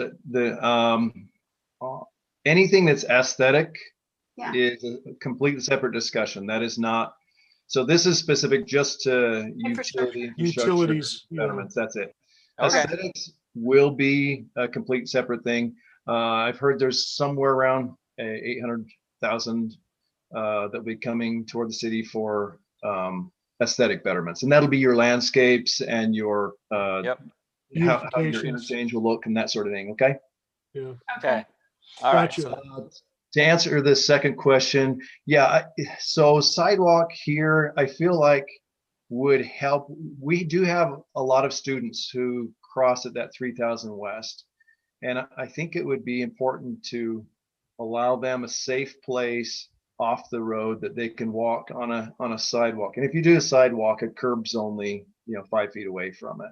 And there is a sidewalk up on where the homes begin. It's just from the homes down to 3000, correct? Or sorry, Right. down to Antelope. Right. Yeah. Yeah. The blue line. Okay. Yeah, Okay. I think as far as sidewalks go on that 3000 West, that's going to be a very valuable sidewalk in terms of it being used. I think what Robert was saying on Bluff Road is, I think you still want sidewalks, and I think the residents still want sidewalks, based on my discussions with Rex. But the pricing that the WDC contractor gave us was so high that I think we think we'd get a better cost if we bid it out as a separate project by ourselves. Right. Right. One thing though to consider that goes along with Jordan's point though is, you're right, that west side of 3000 north of Antelope is going to be a very valuable piece of property and probably strike a lot of interest right away. But with that interest comes their responsibility to put in the curb and gutter with development of it. So maybe we don't have to spend our money on it and we let them develop the property. Yeah, I mean, all those kids are getting to school somehow right now. Like I say, I want to improve it for all the children, because that's honestly, safety is our number one priority. But at the same time, I'm also have a responsibility to all the taxpayers, and if we can work that into a development, then that is better. I mean, then it's a win-win. Robert, do you think that's something we could work into a payback agreement with Mike McBride on that property with the property owner? That's just what came to my mind too. Certainly we could do something like that where it's a payback agreement so that when a development comes in, they pay us back for that portion. What it would have cost them to do it themselves. Yeah. Council, I'm going to give you 2 minutes and then we're going to have to move on. Okay, I got to hustle through. All right, keep going, keep going. So next slide.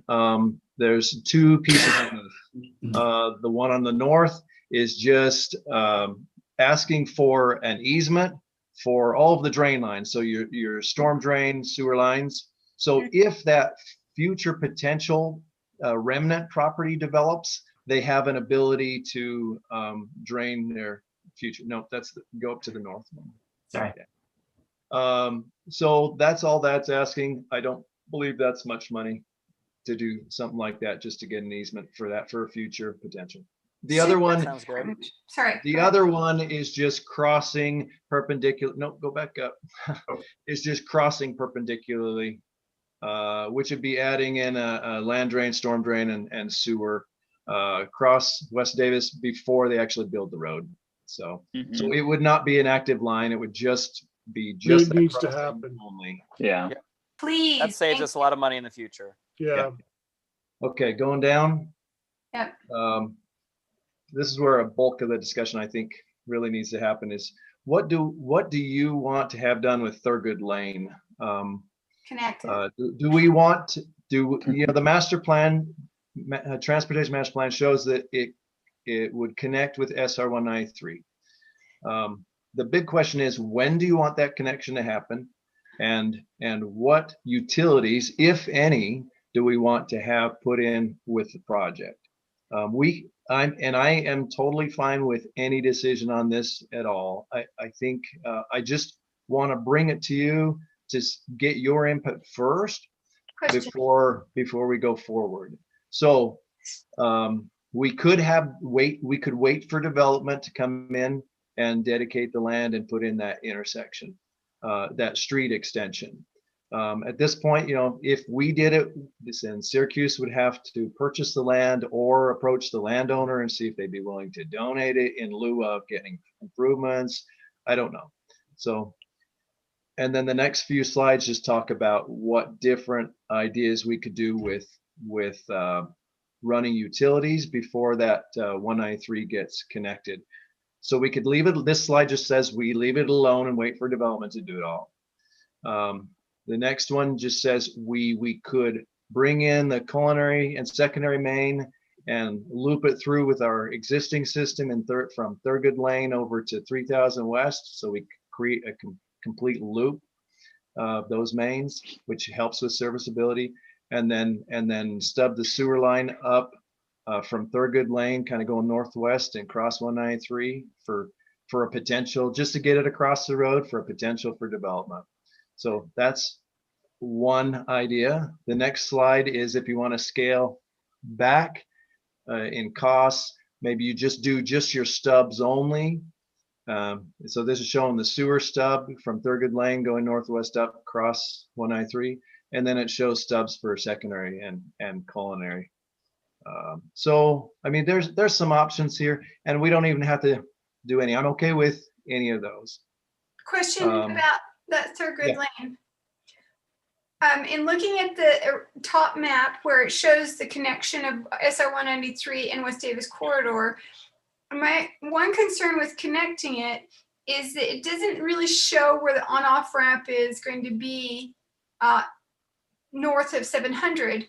And so would that end up being a major thoroughfare for a lot of people who want to get on and off of 193? They're driving through this neighborhood instead. I'm concerned that it might be actually dangerous trying to get on and off a road like 193 where people are used to just driving through block to block more at a freeway speed. They probably have to have a light of some light kind in the middle, and I'm not sure that's really a good place for a light. Well, it's Yes, about so- the right place between 3,000 and 4,000. It'd be about halfway. So or- UDOT has told us that they would do a traffic signal at this intersection. But not right now and not with this project, but Okay.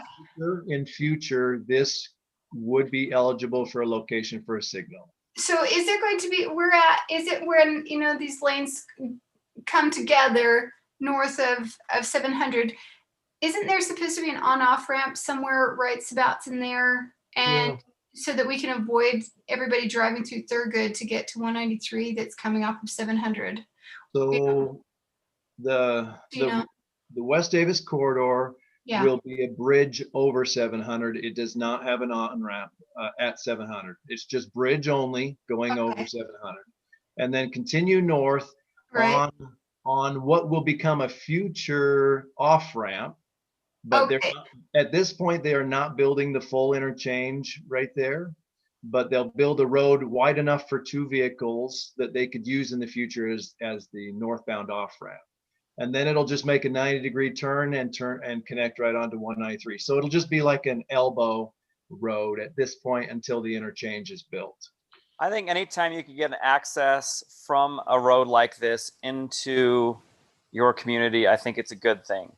Now, I do share the concerns that Thurgood Lane is going to become a major thoroughfare to get onto this road.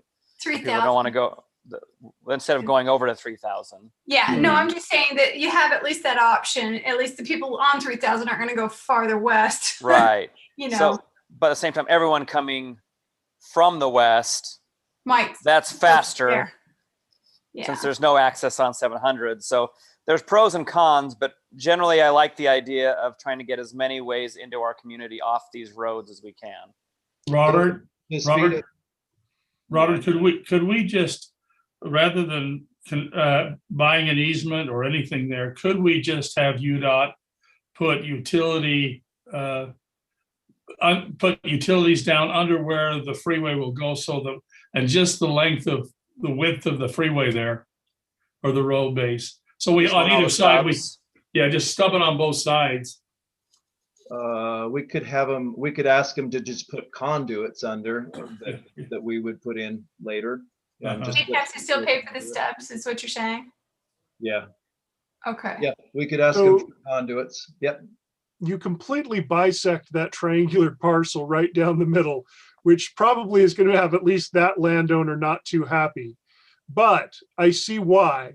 The question is the remnant acre on either side big enough for some kind of development, like maybe a retail property, or because that will become a major, throughway? Well, just like the parcel up above it to the north there, that's a little triangle that's left. Yeah. Well, I'm sure that it could be combined if need be, in the future, because UDOT's probably having to buy that triangle is my guess. This isn't. I'm talking about the north. It's good to talk about, but it's not really what I need to know. Really, all I need to know is, do you want to pursue anything with Thurgood Lane and utilities here, or just wait for development? Because eventually it will all get there, whether development does it in the future or we work at doing so it. the reason but whether or not Thurgood Lane connects to it is not a sure thing. No, it will. No. It will. It's in the master plan.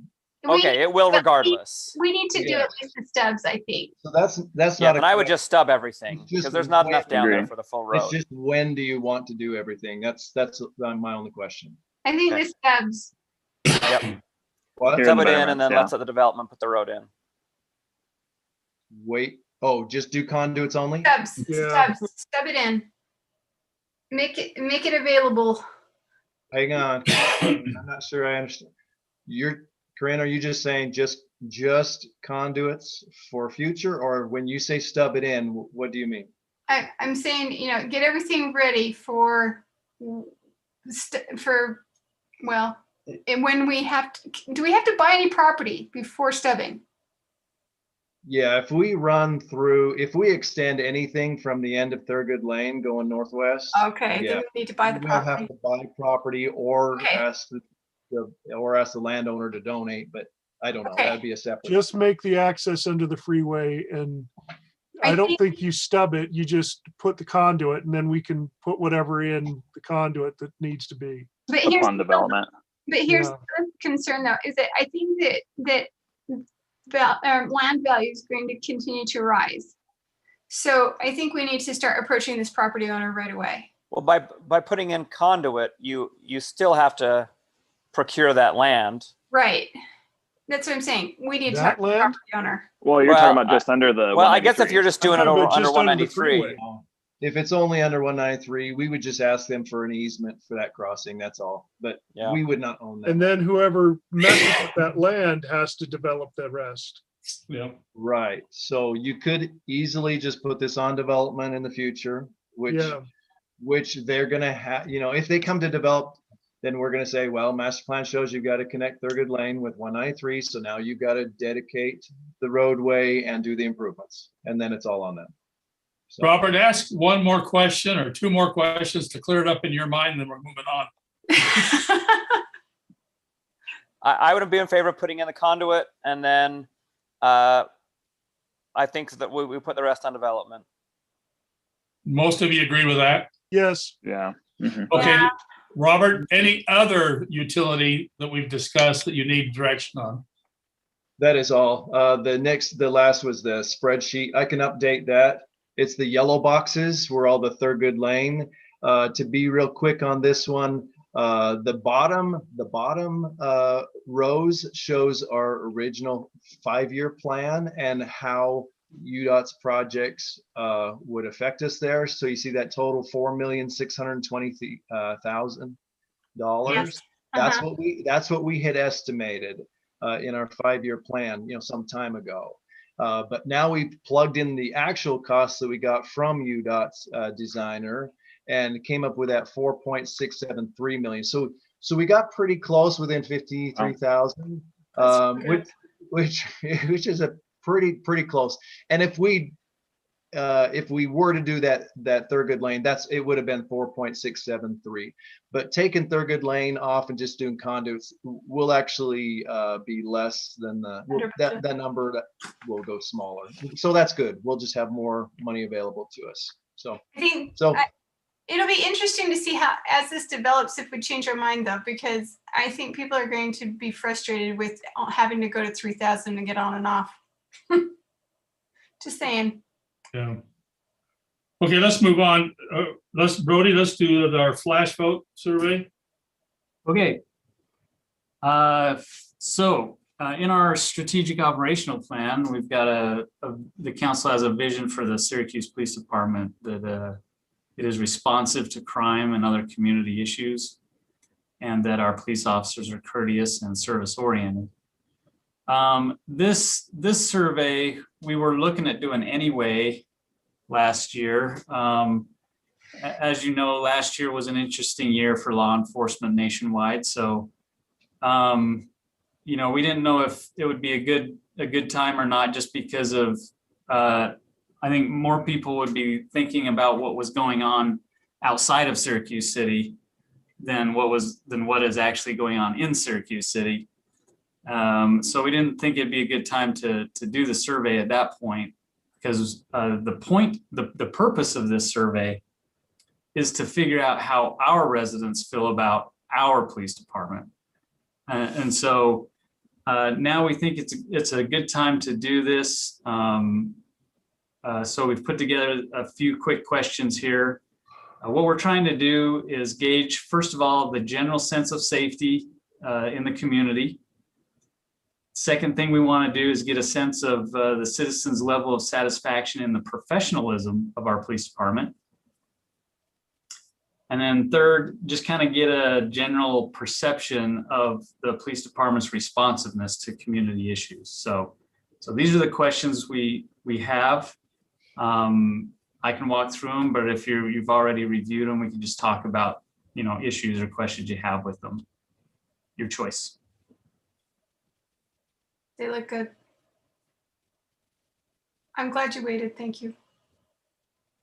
I wonder about question number 1.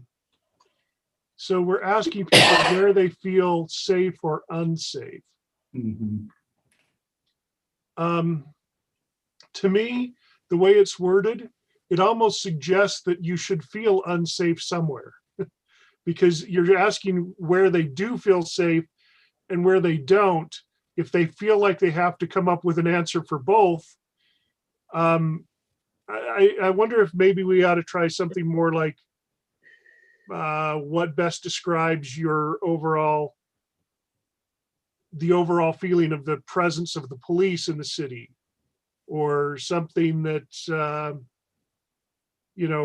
more about the police presence and whether you feel generally safe or not safe in the city and as a whole, rather than in specific places.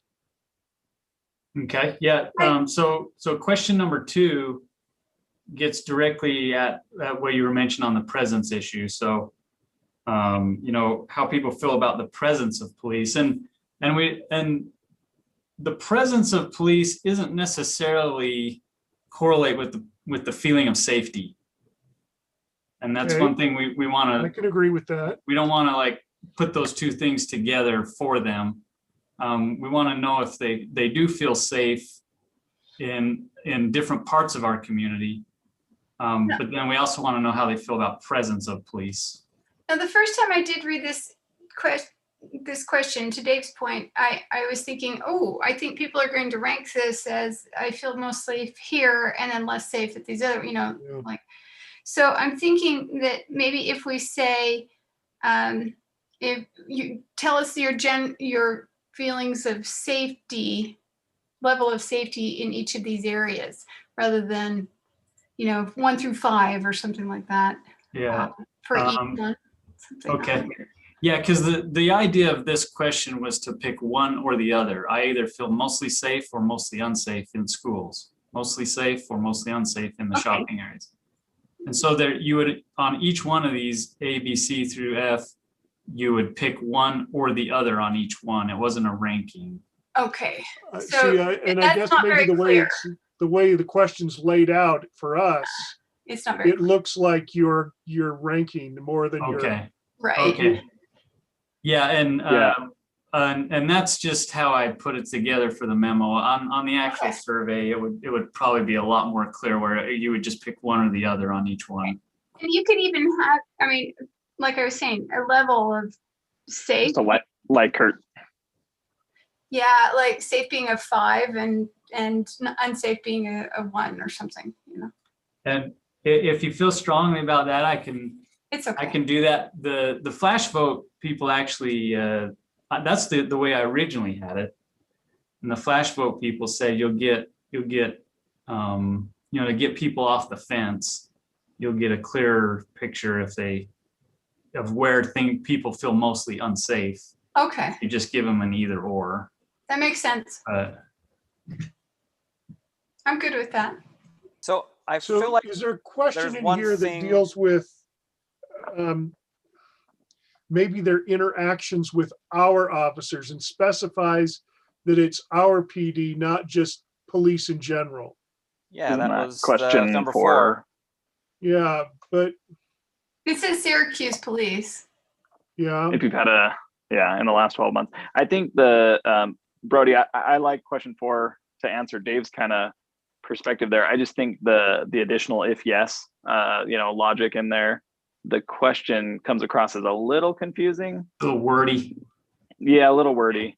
Yeah, I'll try to. That's where I get lost a little bit. Yeah, right in here. I'll try to clean that up and simplify. The concern was, people will choose their level of professionalism on the answer based on how favorable the decision of the officer was to them, So how do you word it so that it's not about the interaction they had, but more about the officer and the perception of the officer? Because I think that's what we want to know. Yeah. Did you feel like, even if you felt totally wronged, that you were, you got a ticket for something you don't believe you did, but did the officer handle it in a professional way? Did you feel respected as a citizen, not like treated as a thug?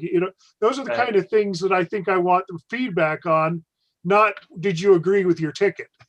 Right. Yeah, Maybe- that's like the regardless of the justice outcome. Yeah. I think the Of your wording was encounter. actually all right on this. Well, But one thing I would like to add into this is we don't seem to have a question that, and this is a problem I have with a lot of these types of things, is we're removing any responsibility on the citizen. So I do want to say, as one of the questions, what is something that you're doing? You know, are you locking your car? Are you illuminating your property? Because I want to, in this, I think we have an opportunity for a little bit of education as well, to get some ideas out there of things they can do to make them feel safer. Because we all know that most of the robberies for vehicles is because the car was sitting outside, the car is unlocked, and a purse sitting on the front seat. That's more than half of our robberies in our community. And a lot of times they're saying we don't have street lights. Well, are you turning on your porch lights? LEDs are very efficient. I want to put something in here, at least on one of the questions, to ask them, what are you doing to make your neighborhood safer? Because I feel like we're missing that in all of this. I understand what this is focused on. How can we improve the police department? Or in light of all the recent events, as well as we are looking to see if we need to staff up. But at the same time, I want to use this as an education opportunity to get the word out that there are things they can do to make their community safer as well. And it shouldn't just be hire more police all the time. So like a question about prevention. Yes. What if they are taking measures for prevention, and maybe list a few examples of our more common crimes. Maybe it would be like a check the box if you regularly do the following crime prevention. That becomes an educational question as much as a feedback. Yep. And do you wear your seatbelt all the time? Now, Lisa had something to say. What did you want to say? Yes, I want to interrupt. Go back to question 4. It is too wordy, and you're going to lose the clarity in this. So I think you should go back and rephrase it and say, in the last 12 months, have you had an interaction with the police, regardless of outcome, regardless of outcome? Did the officer interaction, was it very professional? So go through the list, but just say, regardless of accusations or outcome, what was your interaction like with that? I think that when you go, you have your his, her, ticket or not, then you just get into a lot of minutia there that will lose clarity in that. Okay. Good point.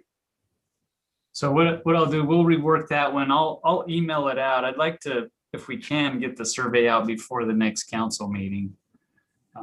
So I can reword it, send it out, and get some comments if it's better. And then I'll add a prevention question. Maybe even something about speeding. Do you frequently speed through your neighborhood? You know.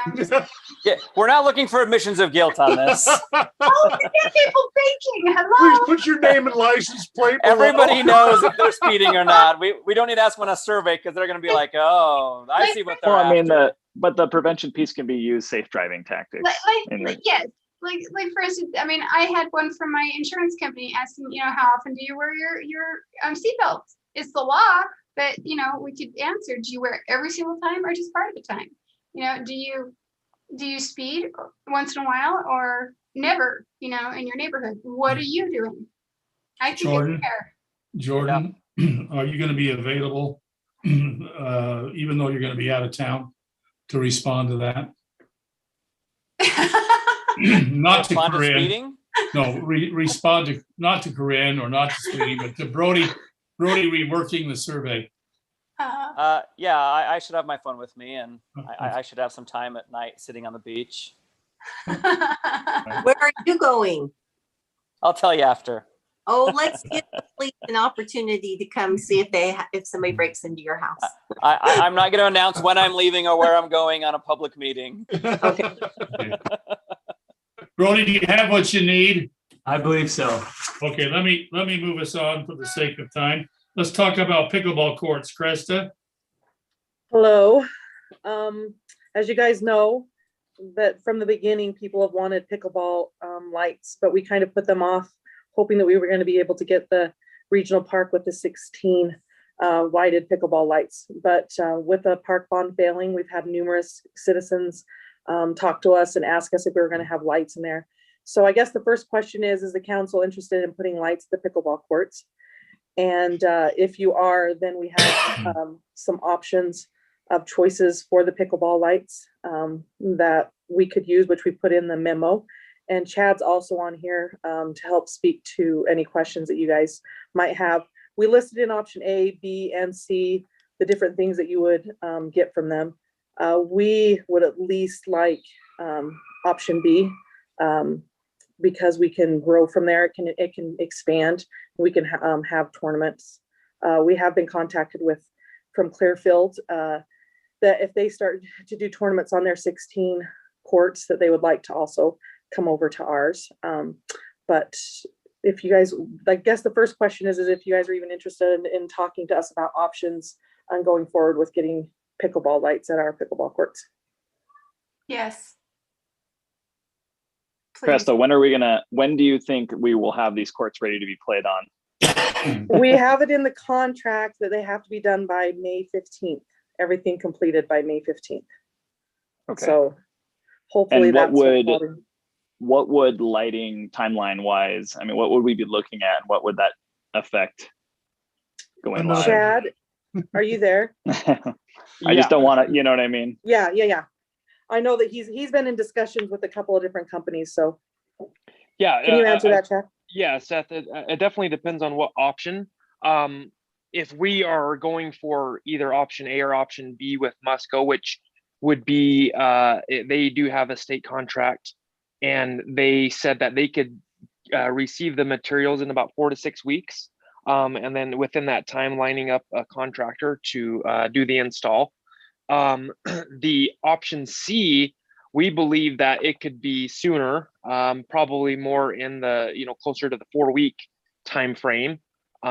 So yeah, either way, if we make a decision soon, then I believe we could have it timed up really close to when the surface is done. Mm-hmm. And option C does not have a warranty, is that right? Correct. There's a 5-year warranty on the materials, but there is no maintenance warranty.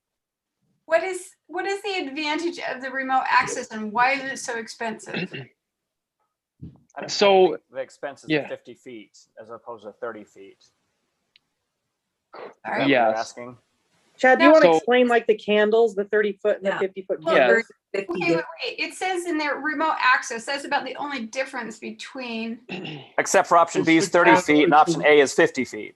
Okay, but do we really want to? I don't know. Is that the light throw? Is that it's the power of the light? Yes, foot candles. Yeah, exactly. Is the illumination of the light, right? And yeah, it's not the height of the pole. It's just the uniformity and the ability for light coverage on the court. With less foot candles, you're more likely to see shadows, which makes it a kind of a distraction to play, like shadows of the person or the ball or the movement. Whereas with a higher intensity, you don't get as many shadows. Correct. On the court. Do we see $25,000 worth more of shadows? That's what I'm asking. It's a good question, but that's the difference. No, I mean, that's a good, I didn't know that. So that's educating me. And then also the remote access thing. Yeah. That remote access is just the ability to control it, when you're off site. If the option C, I was talking with the contractor for that particular aspect of the lights, it's about between an $8,000 and $10,000 feature. So option C could come with that. The option A and B, they come with it no matter what. It's not something that you can pick or choose. It just comes with their product. So that's kind of just something that it's just, if you're off site, you just have the ability to remote in and turn. Yes, down there. Exactly. So that wasn't listed in the packet as being with option B. So that's good to know that that's what that. So it's really just a level of lighting from A to B. Correct. Okay. But And the level B lighting wouldn't. Oh, go ahead. Go ahead, Seth. Sorry. Go ahead. No, I was just saying, so level, or the option B just would not be, the lighting would not be standard or up to par for bigger tournaments, right? So Yeah, for the state or national. But if we ever got our 16 courts, and that's what's good about the 30-foot, you can expand on those. There's a future expansion on that. So if you went with the option B, we can do option A in the future if we chose to. To come to a conclusion here, I'm just thinking that sounds like a lot of people are concerned with saving money, as am I. And so I'm thinking that option B, because it's expandable to be more, but also, you know, if we were doing 16 courts and really wanted to set a big tournament, I could see why we'd go with the more intense tournament style lighting. But this will probably, at least sometime soon, become our secondary court, not our primary court. And that was my thought as well. I'm okay doing option B. I think we save option A for the regional park and let Yep. option B be our founders park. And there are balls that they play with that are easier to see. So, you know, later brighter colors. Well, and if we're worried about the remote access, we can just get an app for that, right? And have it all to our phone. We'll do it. So I think it sounds like most everyone's in favor of option B. Is that? That's what I was saying, yeah. You good, Cresta? Yes. Okay, let's talk regional park. Just really quickly with that, it just will need to be added to the upcoming budget amendment. Just so you guys are aware that will come across. Okay. Okay, the next one. Did Steve catch that? Steve, okay. I got a thumbs up. Okay, all right. Yay. Let's talk regional park. Okay, the next is the regional park and the engineering for it. When we did our annual budget retreat, we talked about having the $10 million available for future parks, and roughly the 50-50 split of going land acquisition and then building our parks. So we looked into, you know, what we could do. We called and said, what can we do for $5 million with our 50-acre park, so we could come back to the council with, you know, some ideas for phasing. But you know, looking at this, there's no way we can really make that kind of a decision until we've engineered it. It needs to be engineered so that you guys can have the options that you want of whether we're going to phase it or what we're going to do. So we're coming and asking to move forward with engineering that, and it'll be approximately $160,000. We did have that as a contract with JUB Engineering with the contract we signed in 2017. So we would just need permission to go ahead with that, and then also to put that in the amendment in our upcoming budget also. Yes, we need to take that next step forward. Otherwise, we're dead in the water. I mean, it doesn't make any sense not to move forward without JUB or do anything different in that regard, right? I mean, if we're doing it this route. Yeah, and we had the contract already. Yes, let's try to do something. Mine was more of a question too, so I don't know if that's what everybody, just because I wasn't really around during that period, but Corinne sounded like that was affirmative. I don't know if that's the council's opinion or silence. Like deer in the headlights. No, I mean, yeah. Well, and when we had a meeting like 100 years ago, and we talked about phasing it, but there were so many unknowns about it that it was saying, well, does this cost a lot more money if we stop here and we don't continue with infrastructure to build the next phase? And then does that just end up increasing the cost of the final product in the end that doesn't save us anything over time and ends up being more prohibitive? So I think we do need to go to the engineering phase. Yeah, the benefit of the engineering phase is it actually gets you a phasing plan. You tell them you're going to phase it, and they'll help you lay that out. Yeah, in a logical pattern. Yeah. So yeah, I think we need to move forward on that. Are we okay moving forward on that? Yes. Yes. Okay. Can we put that on a consent agenda? No. Okay. All right. But Krista, you know where we are? You Yeah. good? Yep. Okay. Noah, you ready? Mayor, I think that would just be part of a budget opening anyway. Right, So right. there'd be a hearing involved. Okay, okay. Okay. Park West on the RC Willey site. Last time we talked about it, you requested a traffic study. They have provided the traffic study. Now what do you want to do? Well, I think the comment from one of our community members, Devin, I thought that was right. I think that was it was hard hearing him earlier, but I think it was right in regards to like, we were asking for the impact of West Davis as well on those specific regions. And that was a very thorough traffic study. I must admit, that was pretty comprehensive, but I did miss that. Could we speak to that or kind of understand how that addressed that portion of the traffic? Well, what we asked the developer to do is reasonable and proportionate to the impacts of his development. But anytime there's like a region-wide study or a city study or something like the whole West Davis corridor, that's probably beyond the scope of what a developer would be required to do just for his project.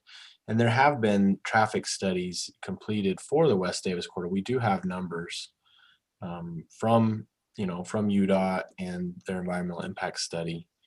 Mm-hmm.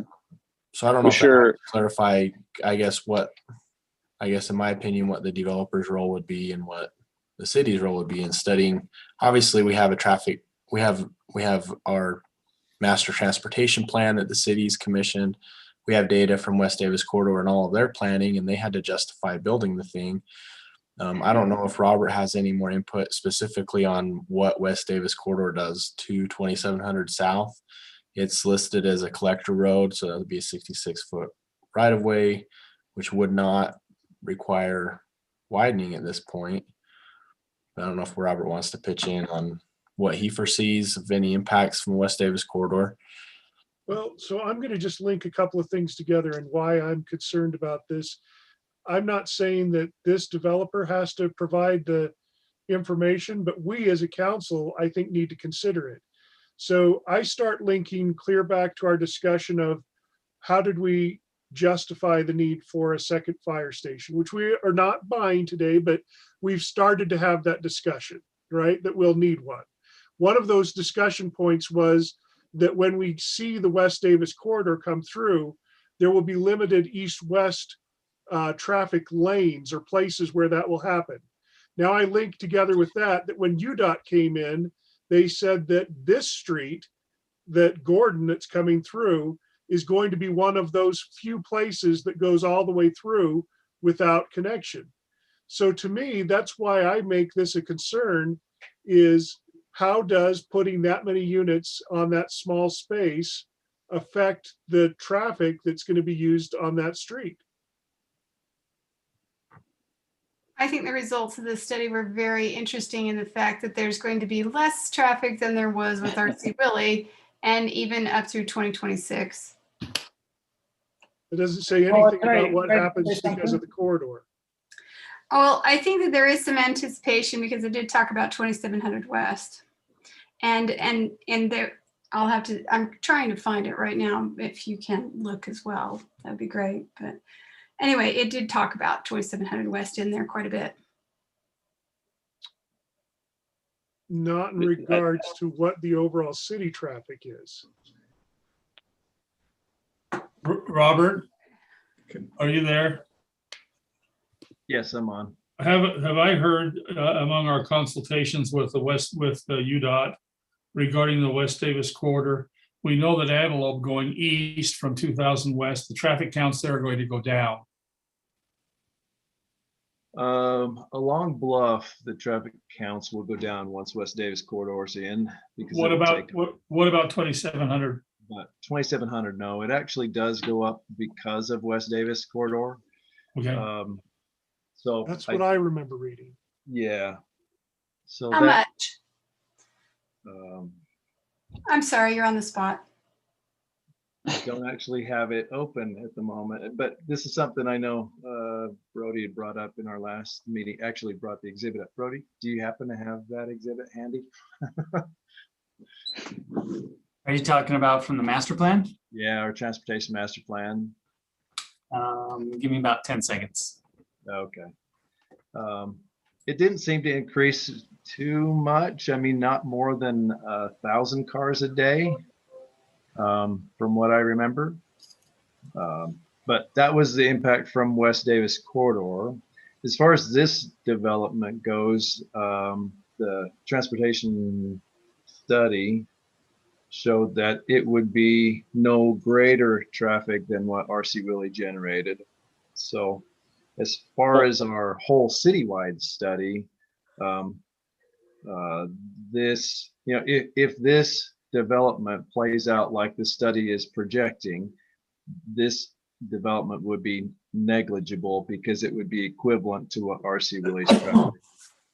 Well, and Yeah. I think on the RC Willey one too, they documented that that was only taking into account front door access, right? Not big rigs and staff and all that. So it's even less. That's of what an it impact. stated. Yeah, Right.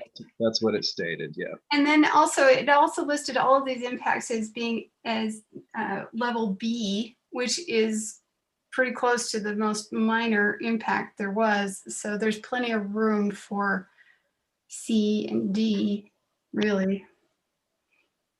Okay. Looks like we got. Most of it was A, then it had B on it. On 2700, it's all B. So And this is our existing at 3,400 cars a day on Gordon, right in front of the RC Willey. okay. And then, Brody, if you can find the next exhibit.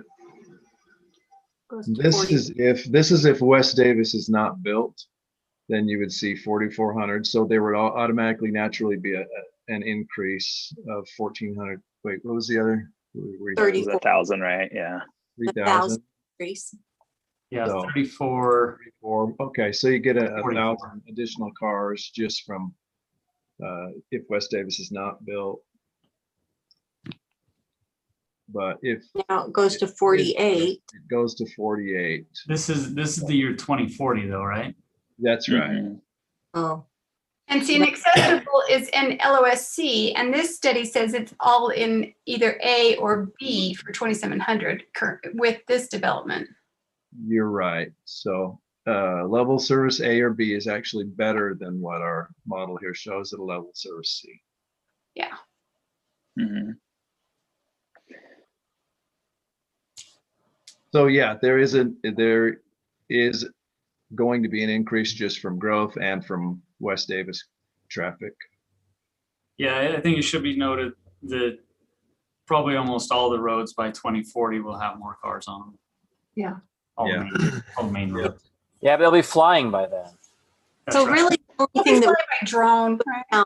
if we're discussing a development, then the only thing we can take into account that is in its own bubble is the difference between the RC Willey and this development, because all the rest of it happens either way, and can't be part of the equation. Is that right? If we're going to be fair, if we're looking at what's the impact of this development, it would be the same as if it was RC Willey or less than if it were RC Willey. Is that correct? Yeah, unless it goes to just an agriculture field, right, with no use, or something with no use, right? That would be the only way if it goes down. Thank you. Yeah, when you're trying to make a land use decision, in the ordinance, it talks about the things that we should be considering. And one of those things is whether or not we have adequate facilities. And I think the answer to that question is yes, we do have adequate facilities to service the traffic. But it is still a legislative decision that, you know, you're weighing if the use is appropriate for the area and what those impacts will be, and if we have adequate services in all the other capacities of the city and parks and everything else. You know, they've provided the impacts of their development. I don't know if it'd be fair to ask them to study, you know, beyond the impacts of their development. The city needed to take more time to study our, you know, we have our master transportation plan. We have West Davis corridor data But if you wanted more time to study that out, that's certainly a possibility. But, you know, I feel like they've provided what's proportionate for their development at least. I think I clearly stated that I wasn't expecting them to provide that as much as I was expecting us to consider it. I mean, Yeah, that's a good point. we need to consider that. What they provided is fine for what their project impacts, but my concern is that we should consider the greater than just this little parcel. I'm glad that we had this traffic study though, because that was certainly brought up a lot. And now that we have the facts on it, that really helps for this particular situation. Mhm.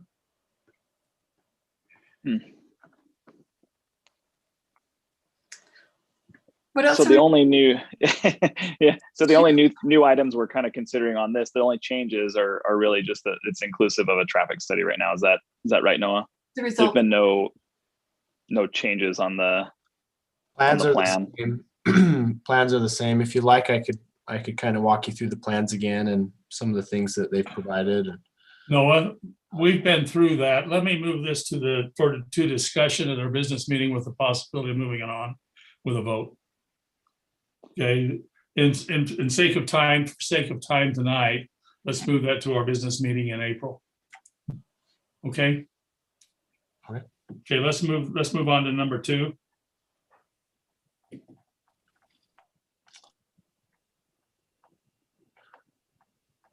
Boy, that is a long traffic study, isn't it?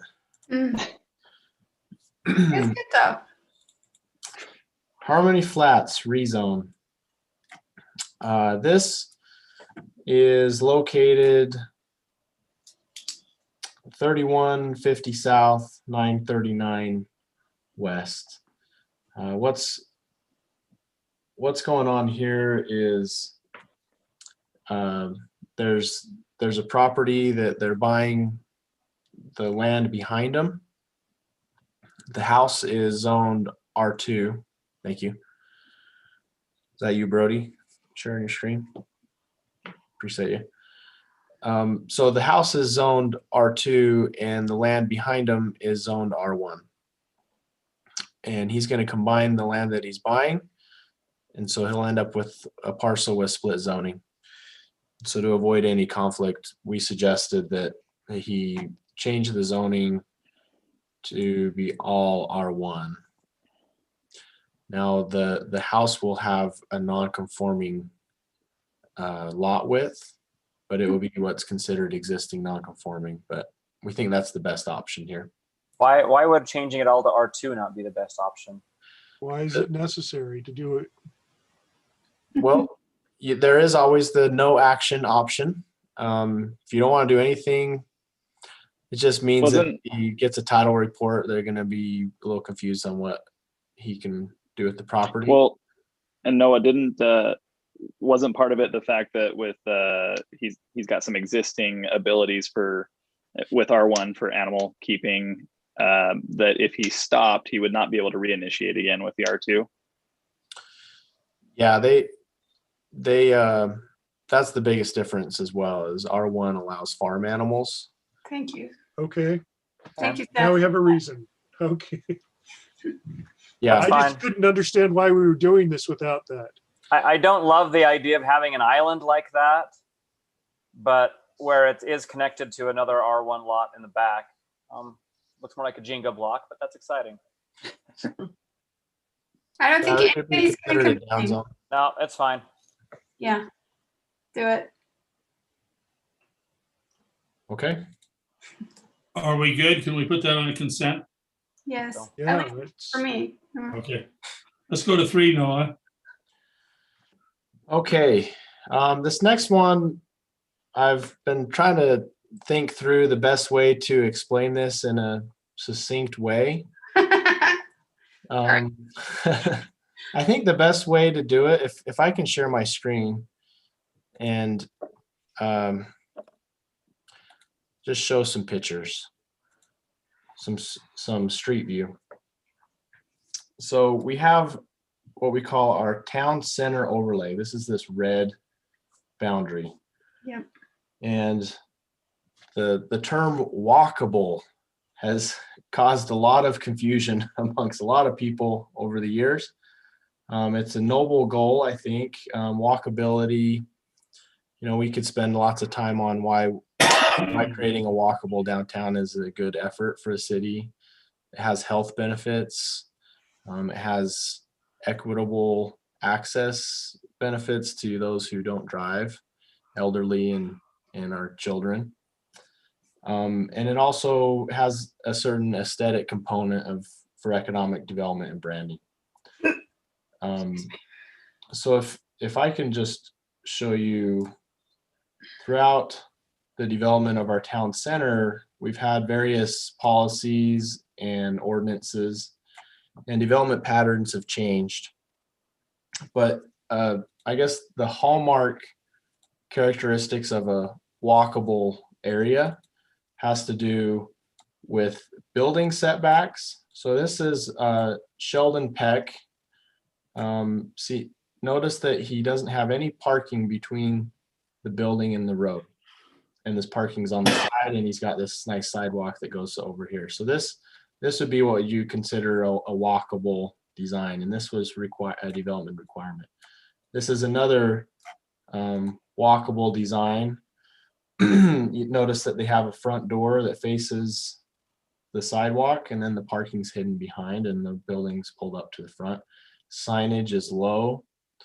If you remember with our master planning process and the general plan, we did the clicker survey. And if you imagined the standard highway commercial with the large signs and the large parking lots, and that wasn't something that was popular. And then in our economic development plan, we talked about creating the I-15 look for our branding. So if you keep going down, we'll have some other examples of things that were probably built before we had our standards. So you have, the museum, again, parking behind, building pulled up. And then, this has been here for a while, but no landscaping, lots of parking in front, taller sign. Same thing with Wells Fargo, you go down. And then look at the CVS. This was built under the current standards. Our current standards they have been stricter. The city's kind of gone back and forth a little bit on the signage requirements. So this, of course, the hallmark things as far as the building placement and parking, you can see it creates a certain, I guess, Main Streety feel. So we're at a kind of a crossroads in the city where we have a huge demand for commercial development. We've been really hungry for commercial development for quite some time as well. But we have our ideal visions and our plans that have these walkable standards kind of on the books, but then we also have the market demand for what people want to build and the way they want to build them. Generally has large parking lots, the building's set back. So the market demand will sometimes bend to the local ordinances if the ordinances absolutely require it and they really want to be in the market. Sometimes they look at the local ordinances and they say, nah, I've got my plan that I've built 25 times elsewhere. I'm going to go where I don't have to deal with those strict standards. So we do have, we have some fast food.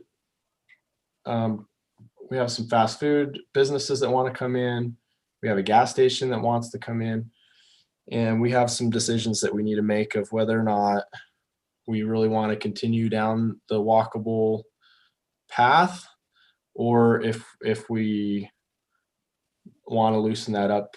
But it does mean that we'll have to make some decisions. And so I've laid out a few. I guess the first question is, is this even an issue? Do we just want to take the opportunities as they come?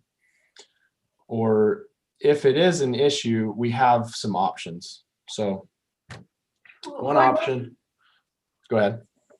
I was just gonna ask, one thing that is listed on here is fast food, and boy, if we ever got a Chick-fil-A who wanted to come there, any of these areas in this center of town, I think that would be almost silly of us to go, oh, no. We don't want Chick-fil-A in our town center. Yeah. So, but they do create a huge traffic thing. I mean, they've got a 2-lane thing going through Layton. So. Oh yeah, I mean, so.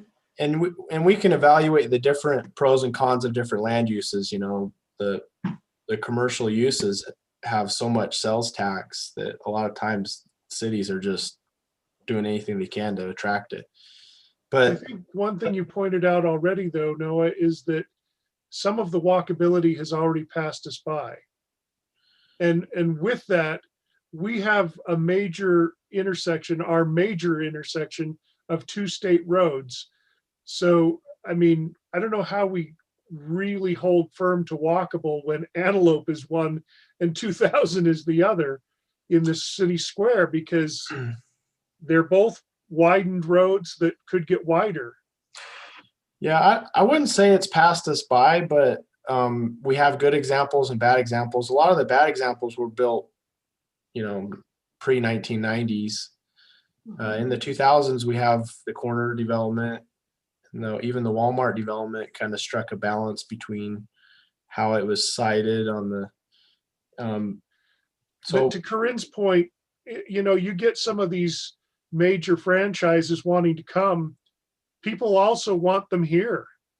I mean, it is in demand, and it is good for the economy, and it is good for city building. So I wouldn't want to kick out a Chick-fil-A.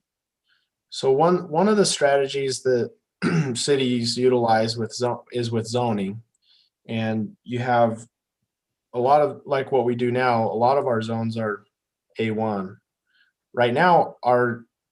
And so if it's A1, somebody approaches the city and they request to change the zoning. Unfortunately, sometimes that results in a very site-specific vision for the city. But that's always an option, is if the city has a certain vision, you craft your zoning to get what you're trying to get.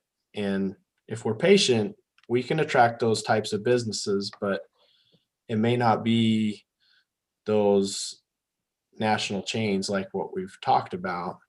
And in our economic development plans, we've found that a lot of times the national chains aren't actually coming to Syracuse not because of our ordinances, but because of our competition with Clinton and Layton and our demographic numbers with our population.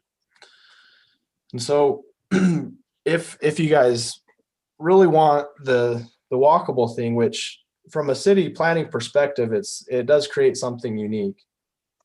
We have all of the big building blocks already in.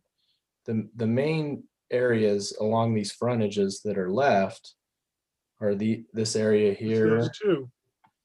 Maybe some in here, some in here. So we're actually approaching build out, and we just need to decide what we envision. So one of the potential options that we talked about with Planning Commission was to continue on the office theme. So as you know, we're incentivizing the office here. We've got Peck office here. We have Heritage, A Insurance. Peck's going to build another office here, and we could do another office here. And office brings daytime population, brings a lunch crowd. It can spur other economic development activities, but we're at the tail end of a pandemic where office use is a little unpredictable. But with our population growth, we know that there'll be at least medical office and other office uses are picking up. Like, for example, in Farmington, they're building 1.5 million square feet of office, but they're further south. But as the wave of development comes up in the next 10 years, 5-10 years, there could be demand for that. And the thing about office is it does have a large amount of parking, which can be good for cross parking and circulation and things like that. So that's one option is you can change these future sites to the zoning that you want, or to a kind of like a holding zoning. Question, sorry, no, just another question about the whole gas station thing, which anyway, is what if Walmart wants to put a gas station in their lot? Don't they already have rights to do that? The city has control over zoning. So sometimes they have CC&Rs like in this area right here, but that doesn't trump our local zoning control. Okay, so we could tell them no? If it was zoned, yeah. No, because they already told us no. We Well, had they were- one ready to go on that center parcel, and Well, they were looking at doing one in their parking lot, not in that center parcel. Yeah, don't get confused with zoning and CC&R. So CC&Rs are private, like kind of like HOA.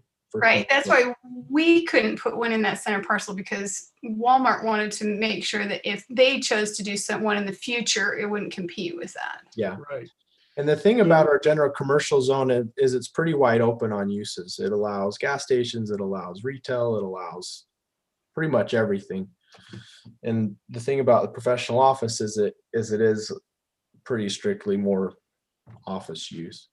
So if we go back to our options, so one option is, of course, do nothing, and then we'll follow the standards we have right now.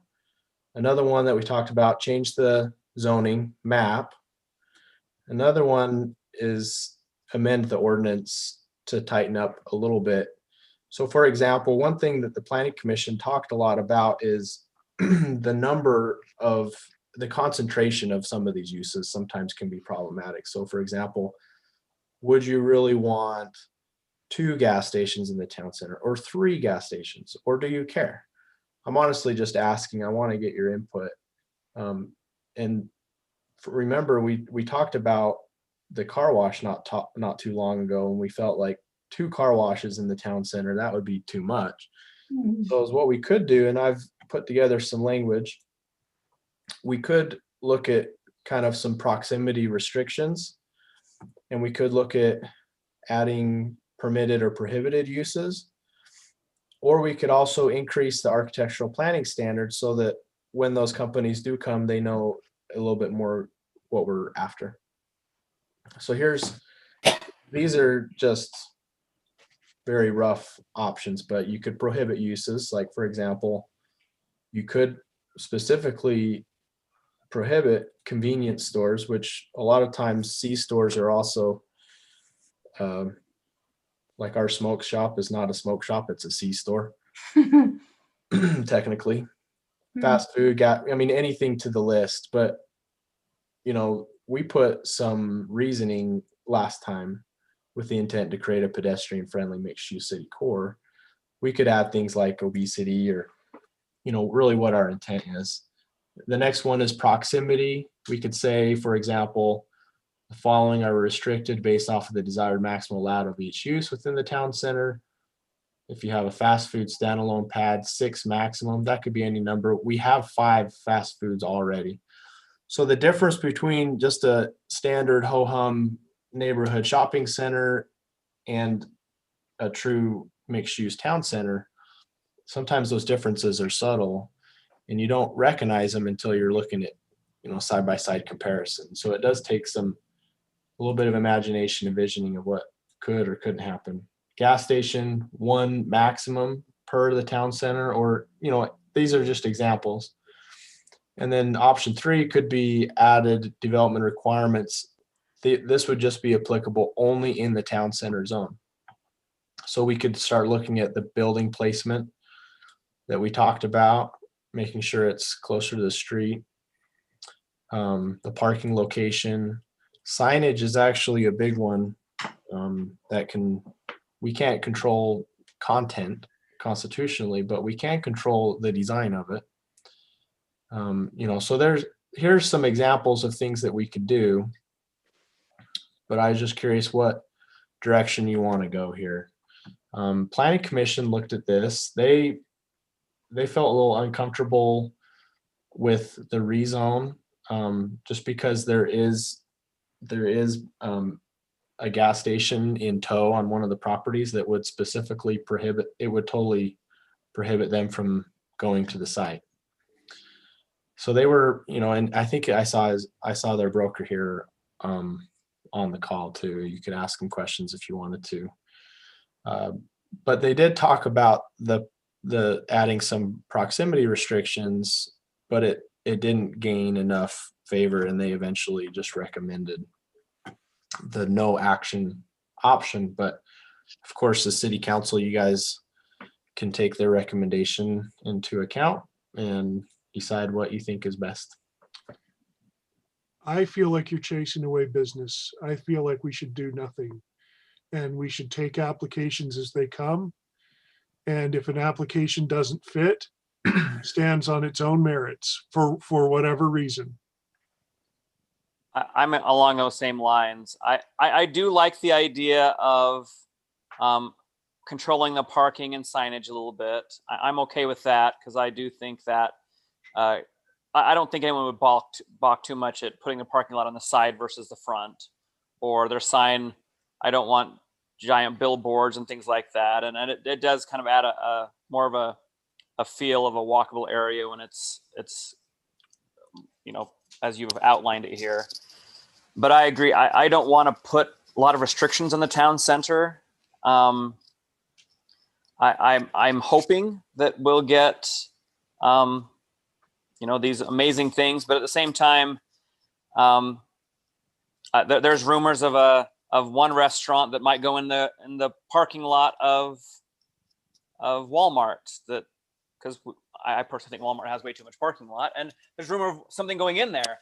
And when my kids heard about that, they were so excited. And guess what? It was fast food, but it happens to be their favorite fast food. I'm totally okay with that. I support that. And so that's kind of where I don't want to tell people, I'm sorry, you're not really welcome. We've already got, if we did that, we wouldn't have, we have 4 Chinese restaurants or 4 Asian restaurants in one parking lot. And you know what? I love them all, and I go to all of them. And it's okay. It's great. And it's okay. And we don't want to chase anything away. And I would have no problem with putting a few restrictions in, because I know that we did spend a lot of time on that 2050 to kind of say, what does the town center feel like? And I don't think that would be prohibitive, because you have Park City that requests, every business looks like you can't tell what anything is, because they're all the exact same buildings. But and so if we wanted to be the crafts, if we wanted to craft what we want our town square to look like with building styles and things like that, I think that we could maybe put some suggestions in there. But I agree that we don't want to send anybody away and say we already have enough of what you want. I like this. I like the signage idea, though. Yeah, the issue is with the parking. The parking on the right would not comply with your parking amendment, or the building on the right would not comply with your parking amendment. And so I want to be really careful that we don't, because, like, for example, if you look on the north side of the street of the Antelope, what do you call that? The Syracuse Town Center. Every single one of those buildings, you've got T-Mobile, and you have what are the other ones? Papa John. All of those have a entrance facing the street, and none of those are open for business because no one goes to those. They go to where the parking lot is. Yeah. And so I don't want to create a design that makes it so they have to build a door somewhere where no one's going to use it, because, I want it to be walkable, but I also want it to be functional.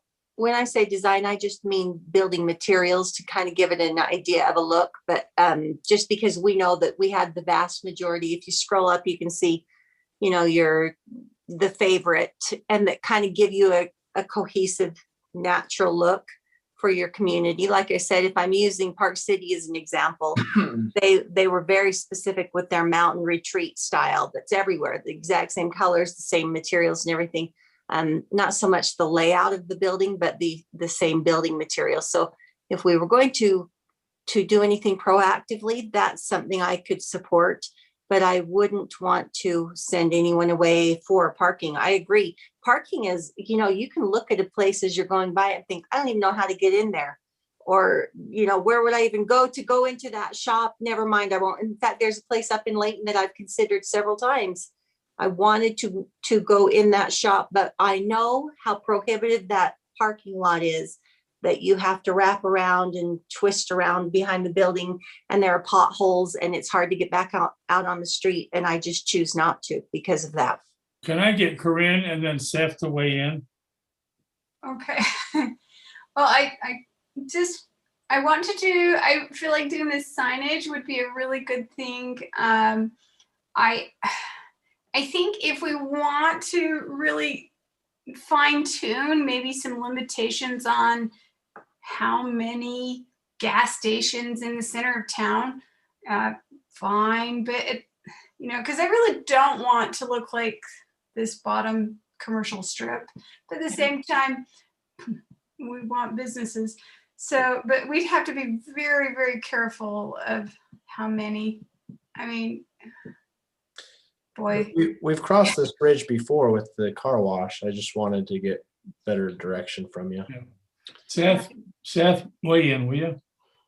Yeah, I mean, I also don't want to come across at all as unbusiness friendly, and a lot of what we're dealing with now is, I think we have future ambitions and goals and visions and changes coming to the city, and so we're trying to make decisions on our business development now, where there's dynamics that are changing that are going to alter those dynamics and make hopefully our community a little bit more business friendly.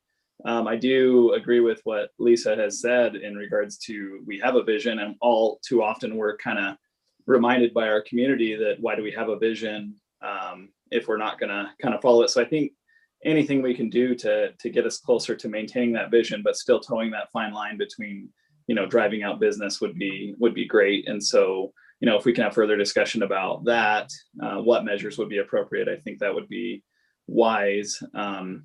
Yeah, some of the stuff you're kind of highlighting there. So if I'm hearing you guys right, you want to maybe explore some of this stuff? Mm-hmm. Yeah, I mean, design standards and just doing anything we can to give it a feel. Okay. Noah, what I'm hearing is that no to the rezone, but with some design standards that may bring it upscale. We can still become the I-15 with design standards.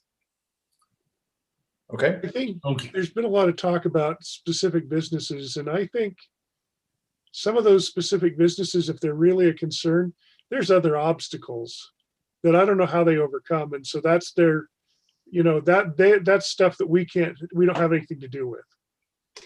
Mayor? Yes. Are we recognizing any public at this time? Or are we waiting?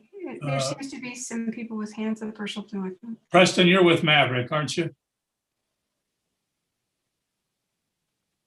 Yeah, yes, I'm the broker for Maverick. Yeah, let's let him respond.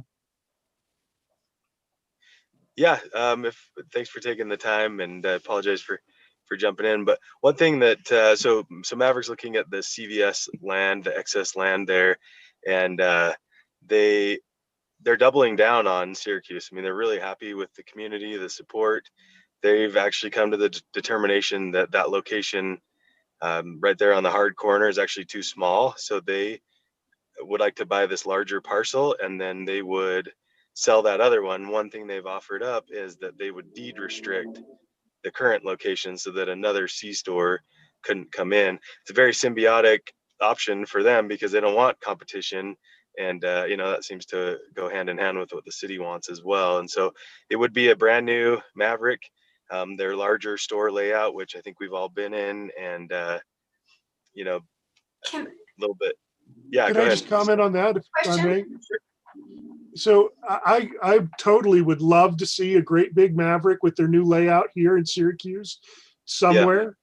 But tell me how one of the things that I understand is critical to a Maverick and to store that size is the sale of alcohol. Isn't there a conflict with it being that close to the school and right butted up against a city park? Paul, would you respond to that? I know that it has been in the past. That's the only reason I brought it up. Yeah, and yeah, we changed that. The council changed that. I think it was last year. We removed the beer sales restrictions from community locations. Yeah, we're in line with the state. Question though, what about the median? How is that going to affect your access to the gas station if you were to build on that site? I mean, that's got to only be westbound traffic that can get in there.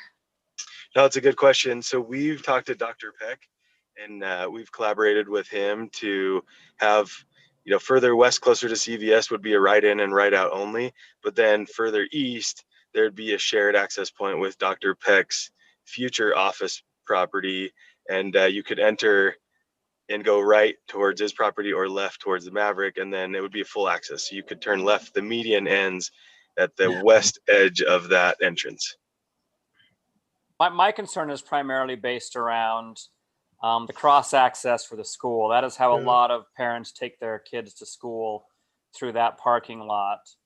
And we would, if there was a gas station, I would be a little concerned about just the sheer amount of traffic that is involved in all gas stations.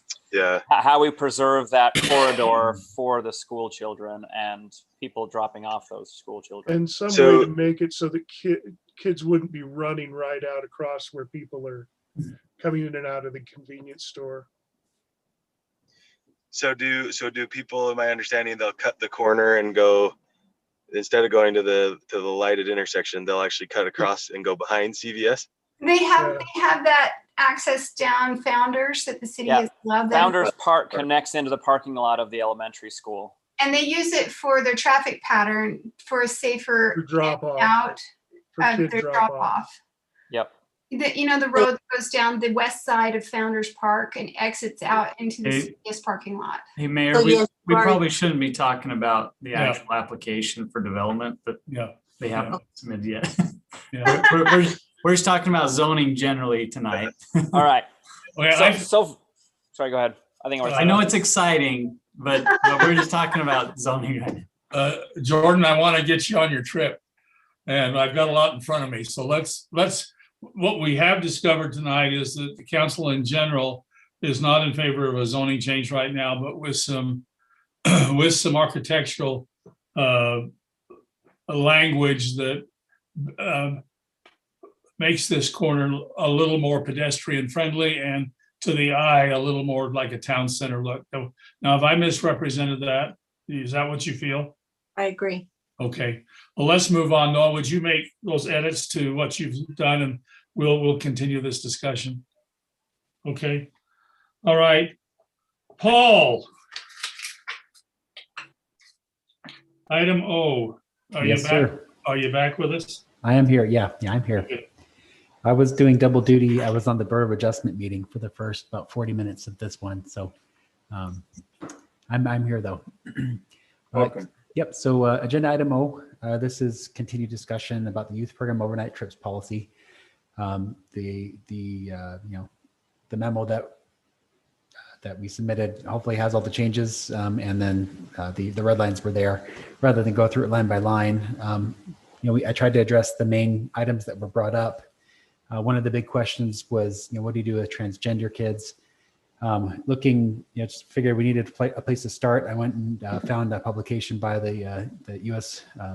Department of Education talking about ways to support transgender students. And those were some language that was suggested in that.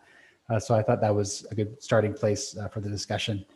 I also added in there also sexual orientation. I've had experience with some people being concerned. It's usually the parents that are more concerned than the students, honestly. But in any case, recognizing that can be a concern and having kind of a default stance, but ensuring that if there are changes to that default, that it's taking into consideration the safety of the transgender student, who are often the ones who are in need of most support. In any case, that's the proposed change. Welcome discussion or comments. I like it. I mean, I think it covered the concerns I had, and I think you've done well to kind of marry together some tough concepts. So works for me. So I'm just going to throw out that as we got so deep into this and all of the little particulars, I'm asking myself why we even have a policy for the city in overnight stuff. I mean, I get it that if you become a part of an organization like a comp team that is destined to go to tournaments, or you become a part of a special something that you enroll in, then you abide by their policies. I'm just wondering why we have policies when we don't. It's the exception, not the rule, why when we have anything that has to do with overnight. So I'm actually more comfortable that we just don't do overnight, because we're a city. We're not a sports league. We're not a high school. We're this specific to the youth council and youth commission in case there are any training events or events where they have to go out of the boundaries of the city for training or for any experiences like that. And I know that there's a day at the city capitol for one, the legislators' day and things like that. So I think this is more just in preparation in case this kind of thing happens. Not that we're seeking it out, but just that it's in there, because we do have youth organizations that connect to the city.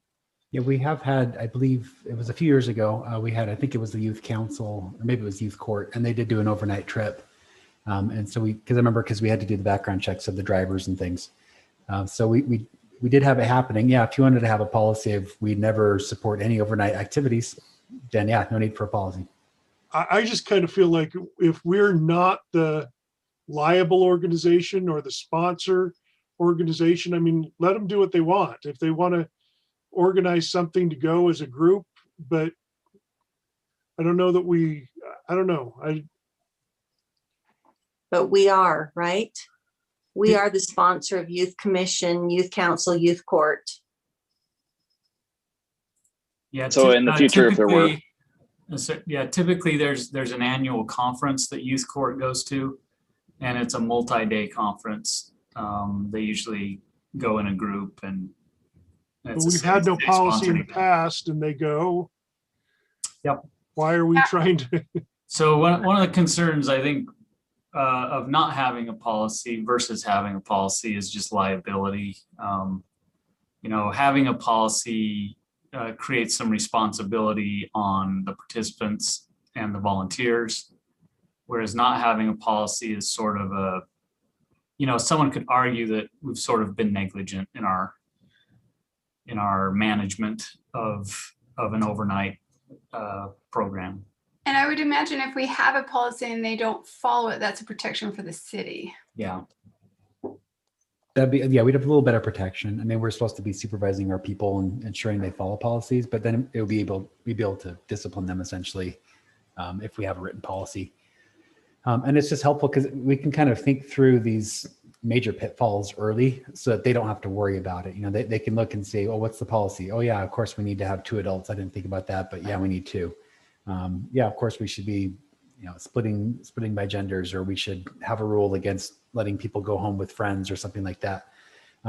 If you have it in policy, it makes it a lot simpler for people executing the programs, because we've already made the decision. They don't have to worry about it. If someone says, I want to go home with my friend and her family, we just say, no, it's not allowed. This addressed all of my concerns. Yeah. Council, can we put this on the agenda by consent, or do you want to discuss it more? I think it's fine for consent, in my opinion. I'm not ready to consent to it. All right. Cassie, would you put this on for further discussion and possible action for the April business meeting? Let's go on, Brody. Let's talk about the Utah State Legislature recap. Hey, this is just kind of an open forum discussion, if you will. I put in there some of the legislation that we followed. It was an interesting session. Are there any that in particular that you'd like to discuss and maybe know more about we could expound on? But I just wanted to give these to you. And if there are some that you followed from the committees that everybody was assigned to, we can address those as well. I was just going to mention, I think, I don't know where we ended up at with the 988 number, but it's something we're closely following professionally for me. And I think that would just be kind of worth mentioning that, you know, it represent a user fee on people's cell phone bills or, you know, with their phone usage, so that just another, you know, tax. While in my estimation, it's a worthy use. I think that's something that people would want to be aware of. Do you want to remind everybody, Seth, what the 988 does? Yeah, so it's just a crisis line, a crisis number for people who are struggling with a mental health or you know, otherwise behavioral health crisis, and they can call this number and receive crisis support services to prevent necessarily maybe a law enforcement summon, and allows individuals to receive services in the most or the least restrictive environment possible, which is in the home or in their community. And that saves tremendously. That's a huge, huge cost savings. Escalating to law enforcement or inpatient hospitalization can be, you know, several $1,000s a day versus a service like this in the community. So they would potentially dispatch a crisis outreach worker and team. And so this is kind of the, I guess, gold standard in crisis intervention, community-based crisis intervention. Yeah, one of the philosophy behind that, right, is one of the philosophies behind that is there are a lot of situations where just by default, we tend to just, for lack of a better word, we dump onto law enforcement because there's really no one else to handle it. And it's really not a law enforcement issue. It's like you said, it's a behavioral crisis or a mental health crisis that isn't necessarily violent in nature, but unfortunately, what happens sometimes is when a law enforcement officer does show up, the anxiety goes up and it becomes a volatile situation. And with a mobile crisis team, they're trained in really de-escalating a situation and helping the person get the resources they need without any threat of, you know, being arrested or anything like that. Well, I think also it's important to point out that, you know, law enforcement doesn't necessarily want to have to respond to these type of issues as well. It frees up resources on their side to do actual law enforcement, and they don't want to deal with it just, you know, more than the client or the person doesn't want to have to deal with law enforcement. So it's kind of beneficial all the way around. Yeah. So that was SB 155, right? So let me just ask you this, because I don't know. I want to understand where you go from here. While I totally agree that there are many, many times when there's no crime or reason for law enforcement to get involved, there are those who have mental health issues who tend to become violent with others, and then there is a crime involved. So how do you do? I mean, I see both sides, and I'm not saying one's right and one's wrong. I just, how do you judge? How do you keep everybody safe through all that? Well, and like in these situations, there's definitely kind of a triage that takes place where they identify, is this a law enforcement call or has there been person property crimes committed? And if that is the case, then they would need to. So we actually in Salt Lake County, we kind of co-locate crisis workers with law enforcement, and that kind of serves both purposes. But this is kind of a general statewide opportunity to alleviate some of the law enforcement efforts on things that are clearly a behavioral health crisis. These numbers, though, they'll call them. So there's like different levels of calls. And so there's like a cold line and a warm line, and then a crisis line. And depending on the severity of the call, it's kind of triaged or, you know, escalated to different kinds of priorities. And then they just dispatch from there what makes sense. And it might be a law enforcement engagement no matter what from the onset. And then there are other times where it's very clearly just a behavioral health crisis. What we get most often is like somebody yelling at the light, you know, or yelling at a traffic signal or something like that. Yeah, they could pose a threat to somebody, but most likely they just need to be removed from there, calmed down, talked to, given some food and some warm clothes and stuff. So so there is a way that they're identifying whether there is a need for some kind of law enforcement or not. It's not just a blanket take No. away the. Yeah. Yeah, not at all. Yeah, and I don't, Chief Atkin could probably explain it a little bit, but I think essentially it's, does the person pose a threat to another person, or is there serious property crimes being committed and that sort of thing? Okay. Well, I mean, like I said, I'm not on either side of that. I just really see both sides of it. There's some things that are serious and some that aren't. Yeah, no, and I was actually just approached today about being the liaison between mental health and law enforcement for Salt Lake County crisis, and so I'm not sure how that's going to go, but congratulations. Yeah, I know. Yeah. But because I kind of have feet in both worlds, it sure makes some sense. But I think Garrett, hopefully I didn't misrepresent what it would mean for us here, or what you guys would see as your perspective.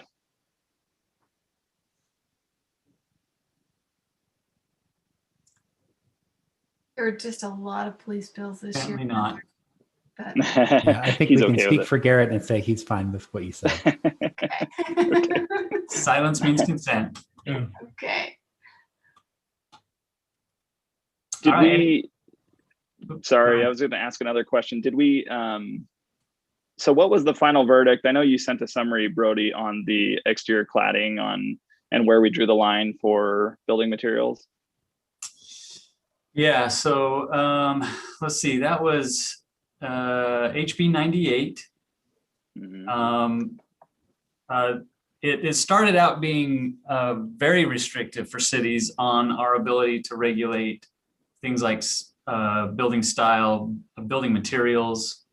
That's our brick, rock, stone ordinance that we've discussed in the last year. Where it ended up though was it only applies to single family, 2-family, and townhomes. So those are Unless they're part of a PRD, right? Yeah.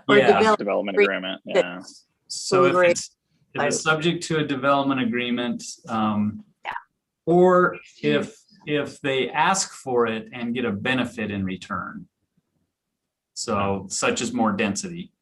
So and as we were looking at that, people are coming and asking for the zoning so they can get more density. And so we have the development agreement as part of that. So we feel like that's defensible for the PRD, RPC, MXD, but it would not be for any R1 or 2 development. Or R3. Or so if somebody is just if somebody was just to build a one-off home, like we were talking about by Rock Creek Park, they could do whatever they want. Just do whatever they want. They could put siding all the way around. We have for years had building standards that now mean nothing. Yeah, the only caveat they had in there is if there is a product that has sort of been known to be defective, we could prevent that.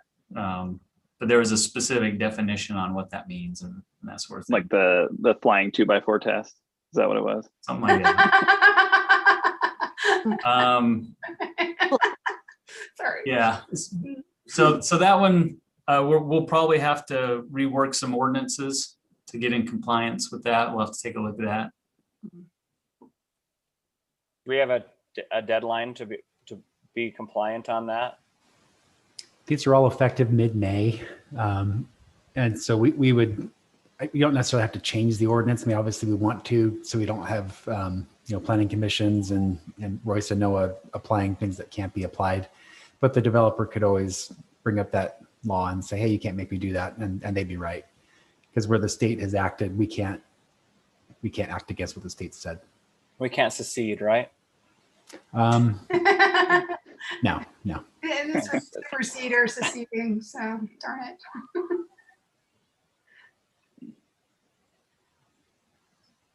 This is a good summary. Anything else, Brody? I don't think so. Let me just highlight 2 that kind of came in at the end. One is HB 409. I think it came from introduction to passing in like 4 or 5 days in the last days of the legislature. So that requires that we have at least 4 hours of annual training for planning commissioners. And they specify a little bit on what that training has to entail. And they have to receive at least 4 hours before they can actually act as a planning commissioner. So once they're appointed, they have to go through at least a 4-hour training before they can actually attend a meeting and vote. Why did they put a time limit on it rather than the content? Because I mean, some people are faster readers than others, and or why are you sitting in a room for 4 hours for no reason? Just saying. These are questions legislatures should answer. Right. So you have to remember that it's easy to, hours are very easy to look at. Like when I was an EMT, same thing. There were so many hours you had to have training each year. I'm sure you have the same thing as a nurse. Yeah. And they just, hours is an easy metric. And so that's, I'm sure that's why they use it. But let's put it this way. As a nurse, if I, like, for instance, I have to read certain studies and then I have to take a test on it to say I was competent in it.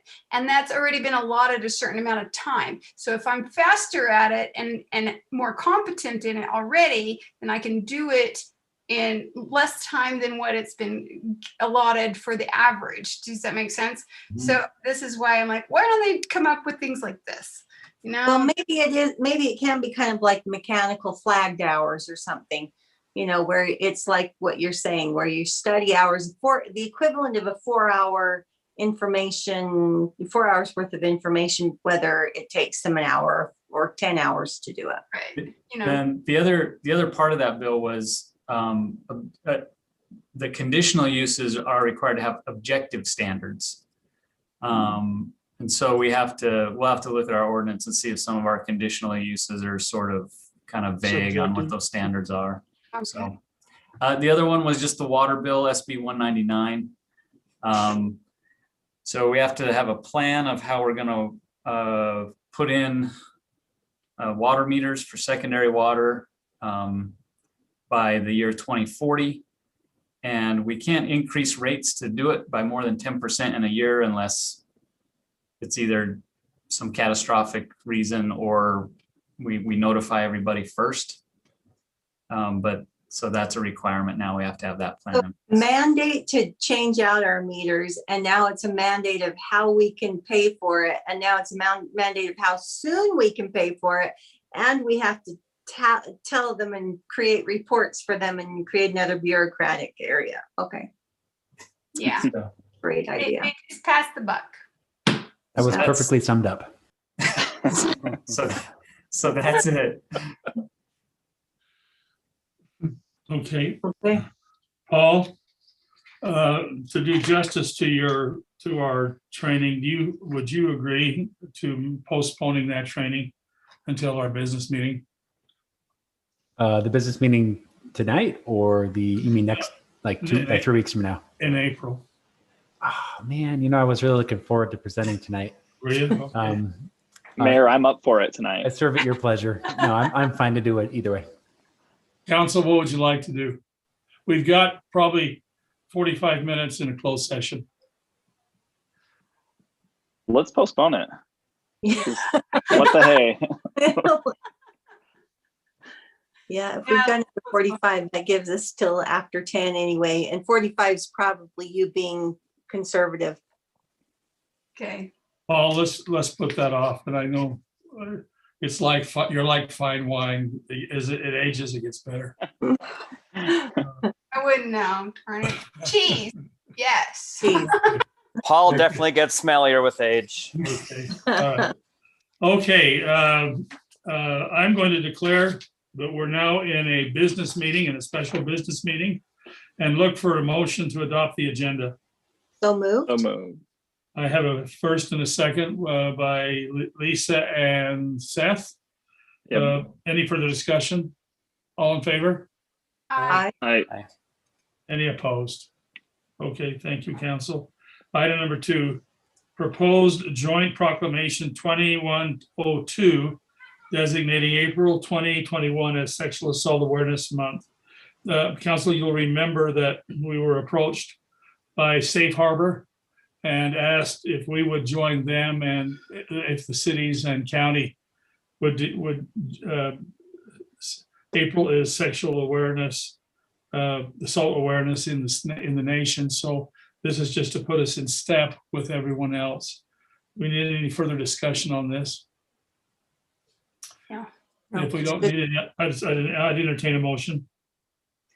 Motion to accept Joint Proclamation 21-02 designating April 2021 as Sexual Assault Awareness Month. Do I have a second? Second. Any other further discussion? All in favor? Aye. Aye. Any opposed? Thank you, council. Let's go to item 3. This is one that we talked about earlier. Brody, do you want to just help us remember what we're talking about? Yeah, so you're talking about on Parks Advisory? No, we're talking about supporting Oh, sorry. mitigation. Multi-jurisdictional has. I was jumping ahead. I was good. Sorry, I was getting ready to move on. Yeah, multi-jurisdictional hazard mitigation plan. This is the countywide plan that we talked about tonight. And this is just a resolution of your support of that planning process. Just make sure. Motion to accept resolution R21-08. Thank you, Dave. A second. Second by Seth. Any further discussion? Just to make sure this is the FEMA one, right? Yeah. Yes. Yes. All in favor? Aye. Aye. Any opposed? Okay, that's approved. Cassie. Item 4, discussion and or action. Award contract to 1200 South Road Project. Robert, do you want to talk this one? Yes, Mayor. We sent out bids and collected bids on finishing out 1200 South between, this is just north of Bridgeway Island subdivision. So it's between 4000 West and 4500 West. Actually, a little short section of 1200 South has already been done closer to 4000 West with the Criddle Farm subdivision. So West Point has a development coming in that's going to finish off the north half of 1200 South, right to the city boundary line. And so this project would just finish out the south half of that road from the city boundary to where our trail is now. So we had 8 bids that came in, open March 16th, and the low bid came from Green Construction with a total of $235,195. It is within budget, and I'm bringing it to you for consideration of award. Have we ever used Green Construction? I don't remember them. We have not, but they have worked on our project as a subcontractor to another developer, an asphalt developer in the past. No issues? You have no concerns? No concerns. You don't, I don't. I'm just saying, that's the question I always ask when it's one we've never seen. Yeah, they've also done, they were a subcontractor for Grayson Ridge. Okay. Oh, okay. And they look like their bid's pretty darn close to a couple of others, so I feel comfortable with this. It's not like we're gonna get a whole bunch of change orders or something. Yeah. Robert, are they doing the north half as well, or is the subdivision in West Point doing it? No, Green would only be doing, if this gets awarded to Green, they would only be doing the south half of 1200. The north half would be through West Point's developer. And they would just try to tie the construction to the same time. I would hope so. We definitely are going to, we would invite West Point City and the developer to the pre-construction meeting for this project. So that way they can at least get each other's contact information and coordinate scheduling, and hopefully it'll all work out together about the same time frame, we're hoping. Okay. Thank you. I'm good with it. I entertain a motion. Motion to award the contract to Green Construction. A motion to have a second. Second. Second by Corinne. Any further discussion? All right, all in favor? Aye. Aye. Any opposed? Okay, hearing none, I will assume that's unanimous. Let's go to item number 5. Council, you'll remember in an email I sent 2 or 3 weeks ago that I thought that there were some other issues that the PAC ought to be hearing and advising us. One of those was the regional park phasing, park land acquisition, and some other things. I'd like for your permission to actually send those to the Parks Advisory Committee. Is there any concern? I continue to object to anything that deals with money or land acquisition. Everything deals with money and land acquisition that we hear, right? The final. We're supposed to hear everything that deals. So we're not talking about the Parks Committee paying for anything or acquiring land. We're talking about them discussing it and sending suggestions to the council. What's supposed to be protected among public meetings is to hear the debate of why people decided one way or another. Well, luckily their If you meetings take are that public. discussion out of this meeting, I feel that's wrong. Their meetings are advertised in public. I have no problem with sending this to them so they can do the heavy lifting and give us a bunch of recommendations. And if we don't like any of them, then we can do some lifting of our own then. Okay, Lisa, how do you feel? Same as Corinne. Seth? Yeah, I'm good with sending them to them. Jordan? I agree that it is a public meeting and they have minutes and everything, so I don't think there's any issues there. I do want to go along with what Dave was saying, though. We do need to be very careful that, unlike a lot of our other committees, these guys are actually looking at land and things like that. So you need to make sure that the Parks Committee is aware of the fact that they are offering suggestions, and it is a choice of the City Council to actually make decisions. But I'm okay with the Parks Committee doing some of the research and gathering of information. I know we've talked about some other, we talked about the BMX park and things like that. Just so long as the Parks Committee is aware that all they're doing is gathering information to present to the City Council, who has the authority to make the final decision. And I think they're aware of that, but I want to make sure that that is stated, that there will be no decisions made as to final locations or whether or not we go ahead with a project or not in this committee. Well, and you're in attendance, right, Jordan? So, I mean, you can. I'm there every time, and I will make sure that all of those guidelines are being met. Yeah, I'd entertain a motion to send these various parks, recreation projects to the PAC. Do I have a motion? Yeah, motion to send these items that have been outlined in the packet to the Parks Advisory Committee. Okay. Are we also sending do we need, we already talked about the BMX last week. Okay, or last discussion. Yeah. I have a motion. Do I have a second? Second. Second by Lisa. Any further discussion? All in favor? Aye. Aye. Any opposed? Nay. Cassie, would you record David's opposition to that? Okay, I'd entertain a motion to adjourn into closed session. It regards property acquisition. So moved. Do I have a second? Second. Second by Seth. That was Jordan the first. All in favor? Aye. Aye. Any opposed? Okay, let's go to closed session. Cassie, have you sent us a link? Yeah, I sent it earlier tonight via email. Okay, thank you. Yeah.